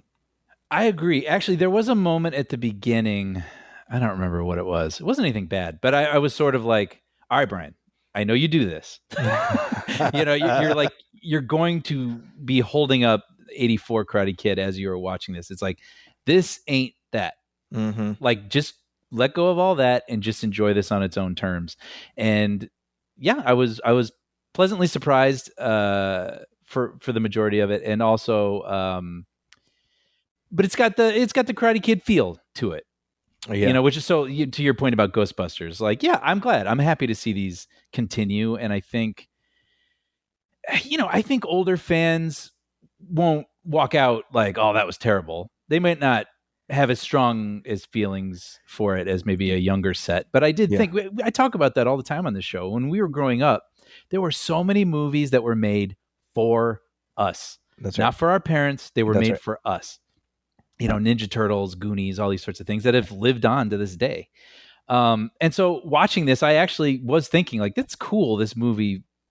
There's not a lot of cursing in it. It's like, you really root for the kid, and, he's a good character. And I was like, this is great. This is nice that there's something that you could take your 10-year-old to, and that will become theirs. Well, that was right. I actually appreciated that this isn't laborious about Easter eggs and, hey, remember that and whatever. Yeah. It's fairly minimal, right? And ultimately it rewards people who watched Cobra Kai, which is quite a lot of youngsters. In that, it doesn't overlap or step on anything that show did, right? Right. But this is it's for a different generation, and what's wrong with that? Yeah. Let it be its own thing, and I don't mind it, but it shouldn't be aimed at me. It should have a modern sensibility for today's kids. Well, speaking of modern sensibilities, I mean, what did you think about some of the splashy graphics that would come onto the screen? Like it reminded me of Creed 3. Oh, funny. See, I thought of Scott Pilgrim, actually. Oh, Scott Pilgrim. That's good. Yeah, I haven't seen that movie in a while, but yeah, that's a good. More so Scott Pilgrim, to be honest. Well, because it'll be when the tournament's happening, someone will kick somebody, and then like a big, graffiti looking like 2 points will like come onto the screen. Yeah. and kind of, jiggle there for a minute and then disappear. I'm curious what you thought of that. I was like, well, this is different. Mm-hmm. Ain't my Karate Kid. Yeah. Same. And actually, I was like, you know what? I don't hate this. I actually thought it was kind of fun. Yeah, I didn't mind it ultimately. Yeah, I mean, it's this. I had the very thing you were saying. Like this is for another generation. That movie was made for the time I grew up in, and I think it still works. I think it holds up. But yeah, I don't know. This is made for kids today, and I think they might find that kind of fun. But it's a choice for sure. I mean, it's before they battle. Even I think there is like a big, on screen, like fight, animated kind of thing that happens. Mm-hmm. Interesting. The fight, by the way, because in this it's the 5 boroughs, and of course in the original Karate Kid it's the All Valley. I mean, I'm constant. I'm like, did we miss these like citywide tournaments, karate tournaments of just like people? I mean, you know what I mean? I remember growing up in the Chicago suburbs. Was it just all happening just outside the periphery of my awareness? Like the Naperville, Schaumburg, Elgin tournament or whatever, right. That everybody's all like plugged into, I mean, all the things I remember being a part of, my baseball games or whatever, like all I was thinking about was the Dairy Queen I was going to get afterwards. Like I wasn't, it wasn't like my integrity and honor were at stake. Right. Like the entire future of your life is decided by these tournaments, Yeah. It's the same energy as Cobra Kai, man. That's why I'm like, look, they're playing in the same lane. I do appreciate that. It's not like it's doing something fundamentally different. And I would offer it is substantially better than certainly 3 and 4. Oh, easily. And you having watched part 3 just recently, yes. Although I kind of love that the villain Connor Day, played by Aramis Knight. He's got his like Terry Silver I thought about haircut. It. Yep. I'm like, is that just a thing? If you got that tight ponytail, boy, you got to be some kind of a douchebag. Maybe we can get into this in spoilers, but I do feel like because they are repeating a story that has been told a couple times, they sort of yada yada yada over a few things. Oh yeah. And I was like, I get the inclination. You don't want to necessarily repeat yourself, but I not then entirely following everyone's motivations at all times, and it's just sort of like, it almost feels like it's trusting you to be like, you get it. He's honor. He's got to win. something. Yeah. You want to see him win? He'll win. Like kind of a thing. But there were a couple of things where I was like, wait, so why is this benefit that? And who? What's funny is when we were planning to record, you and I were both like, yeah, this thing is just 96 minutes. We'll be able to watch it, and we'll be back on mic before we know it, right? Mm-hmm. And I was definitely like, maybe another 20 minutes wouldn't have been the worst thing in the world. Yeah, of character. Like the first, to its credit, I mean, like the first 30, 40, whatever some minutes is like all character stuff. Yeah, and it was really charming. Right, I was enjoying it. Yeah. One more thing I have to call out. I mean, I want to hear everything you have to say, but something I noted was you can make a drinking game out of how many times the music goes in this movie. Did you notice that? Like not until you point it out. Like, oh yeah, it happened like once. Where like say someone's fighting, the music's like do do do do do do do, and then if he falls, the music goes right, and I was like, oh okay, like I noticed it, but and then like later there's a moment where he's fighting in an alley or something, and actually I thought they used it to good effect because it sort of goes into slow motion or something to highlight something amazing he's doing, and the music did kind of and go back. So I clocked it like, oh, they did it again. And then I kid you not, I mean literally I think they did it at least 4 times, and then later he's like sparring or training or something, and then falls. I was like, wow, you guys are really leaning into the slowing down the music thing. That's really funny. Anyway, I had to call it out. By the way, Ming Na, she plays Lee's mom. Yeah. Did you catch her name? No. Yeah, because the movie doesn't give you her name. She's Oh, I thought I missed something. no. That's so funny. At no point do we know she's mom or doctor. Or we could call her disapproving adult figure. That's right. I just found that amusing. That is hilarious. Wait, hold on. I'm going on IMDb. Does it have a name? Dr. Fong. Wow. There you go. Wow. Like, how do you go to Ming-Na, a remarkable, accomplished actress, and say, "Here's your character. She does not have a name." Right. Right. I mean, even on IMDb, they don't have her name. That's incredible. That's quite a thing. That said, Ming-Na is luminous. Yeah. And even with a nothing role like this, she shines. I love Ming-Na. Yeah. Yeah. No, I agree. Do we? Oh, and of course, I want to mention Jackie Chan was unquestionably the best thing about the 2010 movie. So it was very smart to bring him back. I do find it somewhat odd that we have no mention whatsoever of Jaden Smith. Yeah. Yeah. We don't even get the picture on the desk as yes. Jackie Chan looks wistfully with like the headshot of Jaden Smith framed on his desk. No, it's a shot from the movie. It's like a production still. Right, a production still. Yeah. Like Crystal Skull. Yeah, exactly. Yeah, because at one point Mr. Han is talking about like, oh, you to Daniel, like you and Miyagi had such a like a relationship, mentorship for the ages. He's like, what Lee is to me is what you were to Mr. Miyagi. Yeah, so you think at one point he might even be like, I had a pupil once who was very special to me, or some sort of acknowledgement. But you know what? Frankly, maybe it wasn't that special to him. I guess not. Yeah.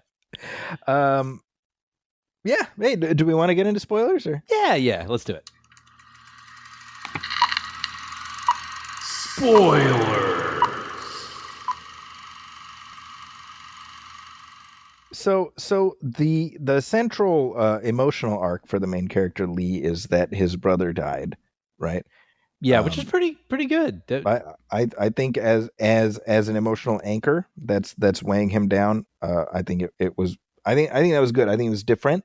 Mm-hmm, exactly. And it gave him something to overcome. Now that all being said, I think the movie tries to paint mom as being unreasonable because she's like, I don't want you doing the thing that got your brother killed, right? Right. And I found that to be an odd choice because I'm like, I think she's right. Like, I know. I mean, growing up, my parents and I know other parents too wouldn't let their kids play football. Yeah. Just because they thought it was too dangerous. Yep. And you're like, oh, ma, and you kick rocks, but you're like, well, she's probably right. But this, it's like, well, your brother like literally died. I mean, to be fair, it wasn't because of the kung fu, but it was related to someone that he defeated in a competition. That person didn't take that too well and then ended up stabbing his brother. Right. Yeah. And of course, like you could see her wanting to be like, just get away from violence, period. Just get away from violent things. You can understand that from a mom's perspective. Absolutely. Now, so but it's the emotional arc with the mom that Mr. Han kind of convinces her to come, and that we have a scene at the end where she's like I'm here and go kick his ass or something like that. Mm-hmm. And I was like, I thought it'd be funny if she handed him a knife, like it's the same knife that stabbed his brother. It's like, you do some good with this. yeah. And he's like, what? And she's like, yeah, fly back to Beijing, find that guy and murder him. He's like, no, this was all about a tournament. Oh my God. Oh, well, you should do that. That'd be good for your self-esteem. See, look, I said at the start of this discussion, the movie softens me up by giving us the scene from Karate Kid Part 2. Yes. Now we were talking about this a bit before we got on. They did some AI witchcraft. Yeah. Yes. To presumably, unless it was a sound of like, I don't know for sure. I'm assuming. Yeah. I'll go out on a limb and say that is no sound alike. That was okay. If I'm wrong, then we can. I'll own it next episode. Yeah, you'll eat your headband. I will. Both branches. Yeah. And And they do this little thing where he talks about how his great grandfather ended up in China, and he came back from China with the secret of Miyagi karate. And then they did this AI thing where that's not in the original movie, but it's like he met Mr. Han's great grandfather and da da da da. Yeah, in whatever. Pat Morita's voice. Yeah, In Pat Morita's voice. One tree, two branches, yada yada. And it is a transparent retcon. Oh right? yeah. But look, if I'm being honest, it's kind of impressive how they finagled this. I totally agree, because that story, like we said, that story is in part 2. Yeah. And the Miyagi ancestor does get drunk on a boat and end up in China and learning kung fu karate. That's where they get a little like, it doesn't matter what it's called. He learned it and he brought it back. But that's there. So all they have to add is like, and then the guy he met was Mr. Han. Like. So, us and the Han family have been, connected for generations. But with AI, you don't have to make it sound that bad. It actually sounds pretty good in Pat Morita's voice. And we can, so, the issues surrounding AI, let's stipulate that there's some issues. But I just mean in terms of creating a workaround to make these two tranches of Karate Kid fit together, pretty good, I would say. Okay. Yes, I completely agree. Actually, I totally. I thought it's pretty brilliant. Yeah. However, it felt so good seeing Ralph Macchio. Yeah, but is he necessary in this movie? Yeah, he's necessary in the sense that this is the pilot episode of this spinoff. Yes. So I found Mr. Han flying all the way across the country to California to recruit him. It's contrived. It's 100%. Well, it's certainly contrived, but also like the movie didn't convince me it was at all necessary. Like I don't know, like what did he bring that like Mr. Han didn't have? Like what did Daniel bring to the table? Yeah, and I want to see him. That's why I bought a ticket. But I don't know. That's where the movie for me got a little right. All right, we're getting into like a studio being like I was about to say that's where sort of the franchisiness of this thing starts coming into focus, right? Yes, they're like, okay, that was good. Now we're just going to give you what you want, right? So that's kind of the thing, right? It's almost it's contingent on how okay are you with the more cynical aspects of this, right? And I would offer that if you're watching a movie called Karate Kid Legends, you're factoring in a certain amount of cynicism. Sure. You're not coming into this looking for something purely original. No. And like I said, I am willing to ignore it because I like seeing Daniel LaRusso. Like I want him there. So like, okay, fine. Like you need him there. I'm happy to see them all working together. Yeah. I will say though, I wasn't super clear on why this tournament was so necessary, because there's such a big important story point about Joshua Jackson needing to pay off a huge debt. Yeah. So it was almost like, well, is there a cash prize involved, or that's what it is, right? That's the issue, right? Like, because when Mr. Han comes to New York and they meet Joshua Jackson in the hospital, and he's like, yeah, we're gonna leave, we're taking off, and he's like, what about your restaurant? And he's like, it's fine, and he's like, you can't do that. And at that point, Mr. Han says, the Chinese saying, friend's problem is your problem, or something to that effect, right? Mm-hmm. So he signs Lee up for the tournament with the plan that if he wins, there'll be a cash prize, which will then allow the restaurant to stay open. Okay, I may have missed the cash prize thing, because then I was sort of like, I know obviously the main villain is related to he's been a bully to Lee, and his father has been sending people to attack Joshua Jackson, his character. So obviously we want to see these people like defeated in some sort of manner, but I wasn't quite, I don't know, I just wasn't entirely tracking with how this was going to solve everything. But yeah, I guess maybe I missed the whole thing that there was like a person. Well, I think that's kind of the problem is that the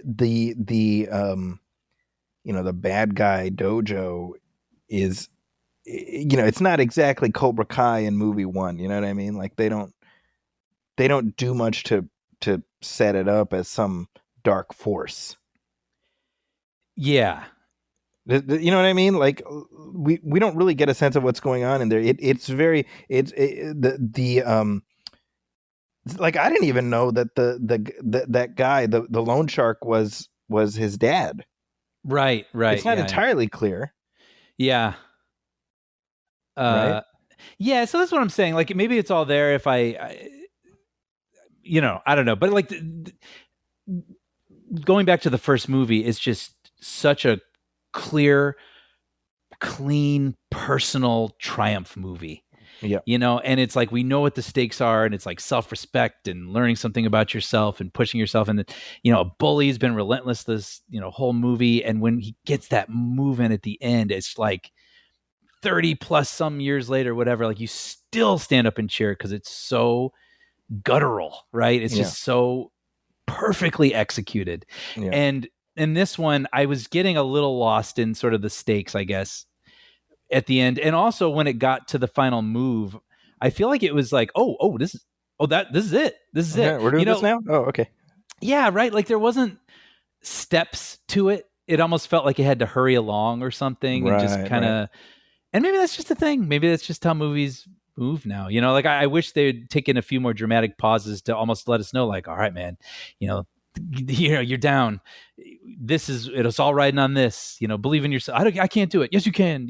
Like I'm not saying do that, but that feeling where it's like this is it. This is the moment. But this is just kind of a montage that happens pretty quickly, and then he like does the special move, and then it's just like you did it, and I'm like, cool. Did what? Like, wait, is the restaurant safe? Like I don't know. It just it felt like on fast forward or something. You're absolutely right. And I wasn't getting that same internal like warmth and satisfaction that I'd gotten from Karate Kid movies before, of seeing the thing accomplished. And then maybe that's just me, and maybe because I've seen this story before, and maybe because I have one that resonates with me so strongly. But I have to acknowledge that. For me. No, I think that's absolutely valid. And I'm still thinking about, like, does Daniel need to be in this? And what I would say is, if there's a part 2 of this, does Daniel need to be in it? No. Like, I think Daniel's part in this is done. He was literally brought in just to kind of give the seal of approval. Sure. To the Lee Mr. Han series. Sure. Karate Kid New York or whatever, that's what this is, right? It's like CSI NY, this is Karate Kid New York. Now we're doing, that's this thing. And I think the trouble you run into is the same trouble that the previous films ran into, is that there isn't that much story in the premise. Right. And in other words, once you get your first story out of the way, well, by the time you get to Karate Kid 3, which you established, on our previous episode, it starts getting a little ridiculous. Right. And so that's why they did the remake in 2010. So, well, I guess it's not a remake now. Now it's like part of the, yeah, whatever though. The next Karate Kid, which I don't think you've ever seen, it's basically doing the same story. Sure. That's it. That's the story. Right. I mean, ironically, Cobra Kai, they licked it, man. They figured it out. They figured out how to serve both ends of this, like having new, interesting legacy characters, and they got their tournament stuff, but also making the original characters feel like their storylines are nourished and whatever, And I think maybe just because it's a series format, they were able to do that. I think it's just doing something different. Yeah, I want to see that, because I think that's amazing that they did that. And well, it's funny when Mr. Han tries to recruit Daniel for help. Obviously, there's always a refusal of the call. It's like a screenwriting thing. And but he doesn't give a reason. He's just like, I can't do that. And I was like, why? It's not like my family's here. I've got a job. I got whatever. And so it made it even funnier when he's like, I can't do that. And then it's just like, you will. And then he's like, I did. He just shows up. Like, I was like, wait, Doesn't what he are you say something sacrificing like, to be here? I Like, have don't, too much going on. And doesn't he say something? I mean, yeah, but he's just like hanging out at Mr. Miyagi's place. Like I don't know. I was like, I don't know. For some reason, it like struck me as I'm like, well, what? Well, okay. So to be fair, Miyagi's place is like a dojo, right? That's where he runs Miyagi-Do karate from. Okay, so So that that's why I he would didn't be know. there. Sorry, spoiler for Cobra Kai, I guess. Yeah. Sorry. No, not at all, not at all. Actually, that actually makes sense. Even if he had said that, like, I've got a place to run, I've got kids who, I've got to. Yeah. Well, that's the weird thing, right? Because it's almost like I don't know how much contact the people making this movie had with the Cobra Kai people, but they wanted to leave things vague enough so that they weren't accidentally stepping on anything that Cobra Kai was doing or setting up. Because I would assume the final batch of those episodes and this filmed at roughly the same time. Interesting. That's my guess. Totally. And by the way, I'm being nitpicky. And No, but I think I'm it's really only nitpicking the last third of it, frankly. Yeah. Like, yeah. Well, no, I mean, I think to your point, we dislike, Terry Silver Jr. over there, Connor, the bad guy, because we're supposed to, and he does like he does two objectively douchebag things. He punches him at school. He sucker punches. Well, two on the guys. subway. Yeah, on the subway, and then there's the other guy, right? In the gym. Yeah. I don't like Oh, him. right. Yeah. But it feels very tropey. Like, well, this is what we got to do. Yeah. Right. Yeah. And so again, it's kind of like, well, this is what we got to do, and this is what we're doing, and this is what it is. So it's like, how engaging is the journey that we're on? Yeah. It might have even helped. This is bad first pitch, whatever. But like, we know. Okay, so if the pizza shop and like his, girlfriend's dad is gonna get like basically whacked by like some people trying to come collect or something. Yeah. Maybe it is even like we see that the owner of the place who's going to try to take the money from Joshua Jackson like brush shoulders with him and be like, if I don't collect by midnight or some sort of like, we know that like if they don't do this by this time, this is at stake. Yeah. Like it just felt a little nebulous or something. Yeah, it felt like we were hopscotching over plot points that are sort of like broadly understood without being delved into. 100%. Like the movie's basically like, you get it. Right. And so I think this is what goes back to what I was saying earlier. I don't think 20 minutes more would have hurt this thing. No. I think the movie would have benefited. I think because what it is it's kind of lopsided, right? Because essentially, from Daniel showing up to the end, I mean, it's about half an hour, right? Yeah. Right. Yeah. Like, I mean, give or take. Mm-hmm. So basically, it's like we do this sort of fast forward version, and I think give the final third of the movie a little bit more breathing room. Agreed completely. Right. That's the only part of this movie that I feel like needed some work. Yeah. But I going back to what we were saying before, honestly, I was most charmed by the relationship between Lee and Joshua Jackson's character. Yeah, that was nice. All of it. How he's training him and this and that, and I like the fact that. What ultimately happens to Joshua Jackson's character, who I wish I could, is it Victor? Victor, yeah. Okay. It's not a result of Lee. Like Lee trained him well. Yes, totally. Right? Yes. The guy was just an asshole. Yeah, he pulled some illegal moves on him in the boxing ring. Yeah. Yeah. But going back to what you were saying about does Daniel need to be in it? No. But you know what? I enjoyed seeing him and Jackie Chan playing off each other. And I was thinking as I was watching him, I was like, man, this must be such a kick for Ralph Macchio to be doing this stuff with Jackie Chan. You know what I mean? Totally. Um, Yeah. Oh, by the way, we should talk about the cameo in the mid-credit scene. Yes. Yeah. I guess that too connotes something of a spoiler for you. Well, no. I actually did watch season 1, I should say, of Cobra Kai. Sure, and- but if you know that Daniel and Johnny are essentially friends. Yeah, I don't know. Like, I mean, I guess that maybe even just through osmosis of new seasons coming out and whatever, I kind of gleaned that. But yeah, I will say, because I haven't had 5 seasons or whatever it is of experiencing that, my heart, like seeing those two guys on the silver screen side by side in Miyagi's house with beers, like acting like buds. I was like, wow, like this is pleasing me on like a very honestly, I wish you had seen the show going into this, because that would have meant even more to you, I think. You know, because it really, like, when you watch the show and you go on this whole journey, you're like, this is nice. I'm glad this is where we are. You know? Yeah. And hey, maybe Lee and Connor will end up there in the 30 years later, holographic, beamed into your brain, Karate Kid spin on whatever we're at now. You know, well, it's like we talked about Mission Impossible. There was the '60s series, then there was the '80s series, then it's like so. Yeah, we'll get the Cobra Kai 20, 30 years from now. Yeah.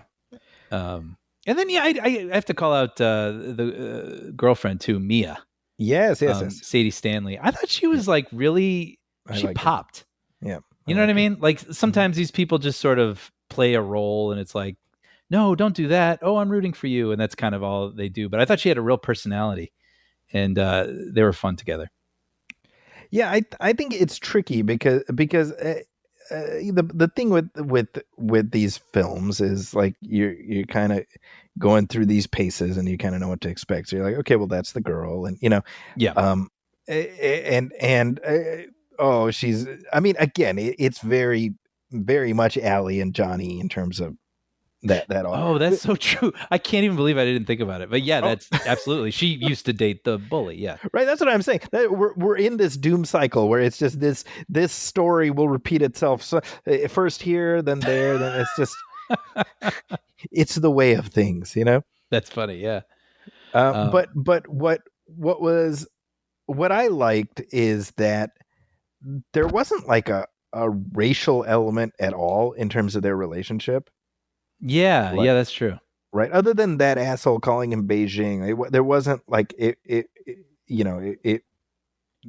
there wasn't the sense of like, oh, how dare he be in a relationship with this girl, and the dad was like super cool, and I like that they avoided some of those tropes.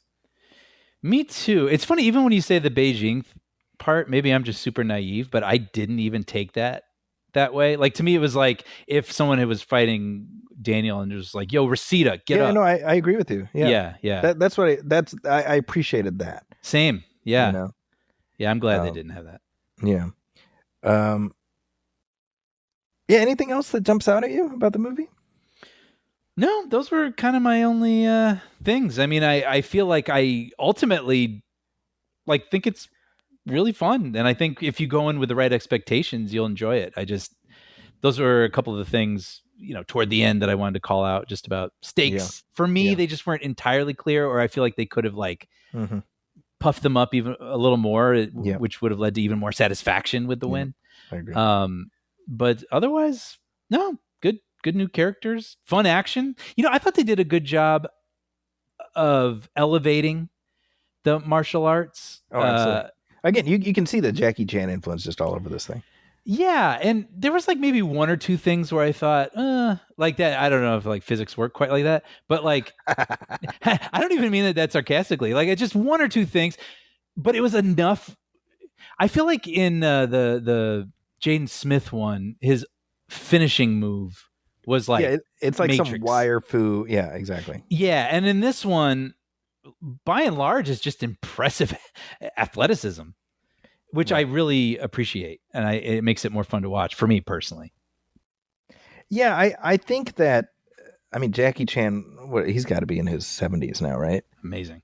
And I'm assuming he's not doing as much of this stuff anymore. So I as I was watching, I was gratified to be like, well, I'm glad that his style is carrying on. Oh, good. Yeah, good.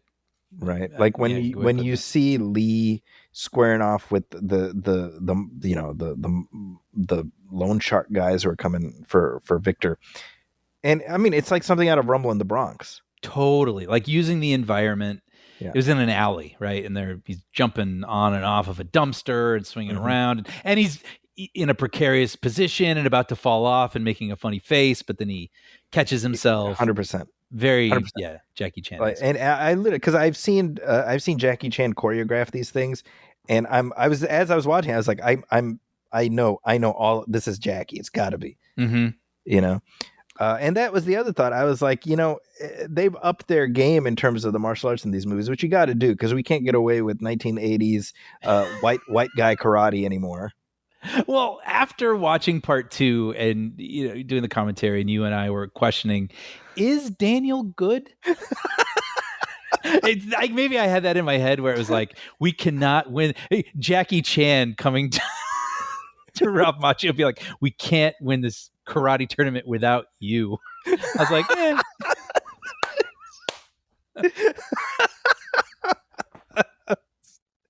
But that's why the first movie is so brilliant, though. He's good enough for what he's involved with. Yeah. Right. And it doesn't mean that he becomes some sort of martial arts master. He doesn't even need to. That's not what the story is. Yeah. He just needs to like push himself and become the best version of himself to win in this tournament. And that's why that movie is just like a little miracle. It really is, you know? Yeah. And well, that's, you know, because the Karate Kid has always been kind of, you know, I mean, it's a adjacent tonally to Rocky. Totally. And so by the time you get to Rocky 4, there aren't a ton of surprises. Yeah. Yeah. Right. And so that's something that you bear in mind. Now, that being said, I think I draw a parallel between this movie and what Creed is doing, the Creed films. I think Creed does it better. But what is that? What do you mean? I think Creed has more to lean into, right? Because it's fundamentally it's about his own self-worth. You know, I think I'm talking about the original film. I think what makes it so powerful, at least to me, is like, why are you fighting? You don't need to. And he says, I need to prove it that I'm not a mistake. You know, and that is such a cathartic moment, you know? And I think within the context of that movie existing as part of the Rocky franchise, it's able to lean into so much emotion.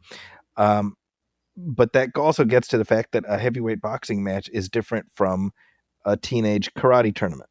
Sure. Yeah. Right.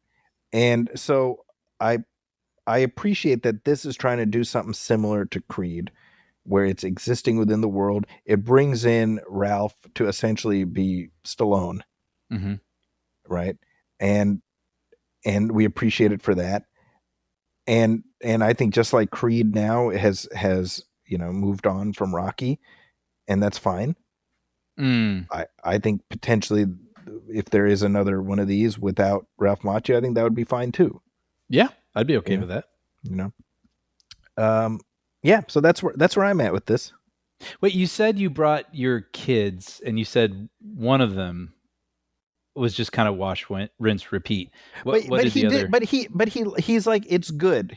Both of them were like, it was good, but it was pretty predictable. Yeah. Right. And so what I said is, well, yeah, because you're not watching a movie called Karate Kid to have it end with your guy getting knocked out and then go into credits, you know? Right. And you're not going to watch a Rocky movie for that. Right. So could you see a scenario where maybe it ends with the guy losing? I guess maybe, but not. It's not going to be this one. It's not going to be the first one with your new lead. Right. So I see my third son. He was a Cobra Kai fanatic, so he watched the whole series on his own. So he's like, and he, you know, when we see the Miyagi-Do dojo in the beginning, I was like, hey, it's a familiar house, isn't it? And he kind of perked up in his seat, and he was like, "Oh, it's good to see Johnny at the end." I what I like is going back to what we were saying before. I like that this is something that a new audience will be able to appreciate, completely bereft of any of the other emotional connections. But there's an opportunity for people coming in completely cold to then go back into the history. Totally. The same way, if you watch Creed and without having seen any of the Rockies, you'll still get something meaningful out of it, and then you have this opportunity to go back and see the history. Totally. So I mean, it ended ultimately. I was satisfied. I said at the start of this discussion, low risk, low reward. That sums it up for me. I didn't go in expecting to have my life changed, but I did feel satisfied when it ended. Yeah, it's fun. Well, there we go. But hey, let us know your thoughts about Karate Kid Legends. You can email us at moviefilmpodcast@gmail.com. You can also hit like on our Facebook page, facebook.com/moviefilmpodcast, and message us there.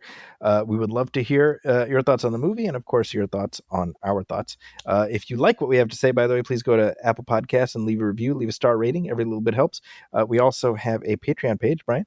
Yes, we do. If you head over to patreon.com/moviefilmpodcast, hit subscribe. For only $5 a month, you'll find every commentary we've ever done and every episode moving forward absolutely ad-free. We'll always have the free feed for those who are interested, but we are offering this as a way of providing what we think is the most satisfying way to enjoy the show without ads, without any interruption. Also, your subscription goes a long way in helping to support us and helping to sustain producing the show. So if you're interested and able, please head over to patreon.com/moviefilmpodcast and hit subscribe. And there we go. And of course, if you're looking for me online, you can find me on social media at Zacky's Corner. That's ZAKIS Corner. You can also read my reviews at the San Francisco Chronicle, IGN, and The Wrap. And Brian, where are you at? Oh, you can find episodes I've written of Young Jedi Adventures streaming on Disney+. And there we go. And with that, on behalf of my partner, Brian Hall, my name is Zachy Hassan. This has been Movie Film 318. We'll catch you next time. Thanks, folks. Welcome, friends. It's the Movie Film Podcast. Enjoy the show. Zachy and Brian are talking about movies. Movie Film Podcast on the radio. It is Ryan Seacrest here. There was a recent social media trend which consisted of flying on a plane with no music, no movies, no entertainment. But a better trend would be going to ChumbaCasino.com. It's like having a mini social casino in your pocket. Chumba Casino has over 100 online casino-style games, all absolutely free. It's the most fun you can have online and on a plane. So grab your free welcome bonus now at ChumbaCasino.com. Sponsored by Chumba Casino. No purchase necessary. VGW Group. Void where prohibited by law. 21 plus. Terms and conditions apply.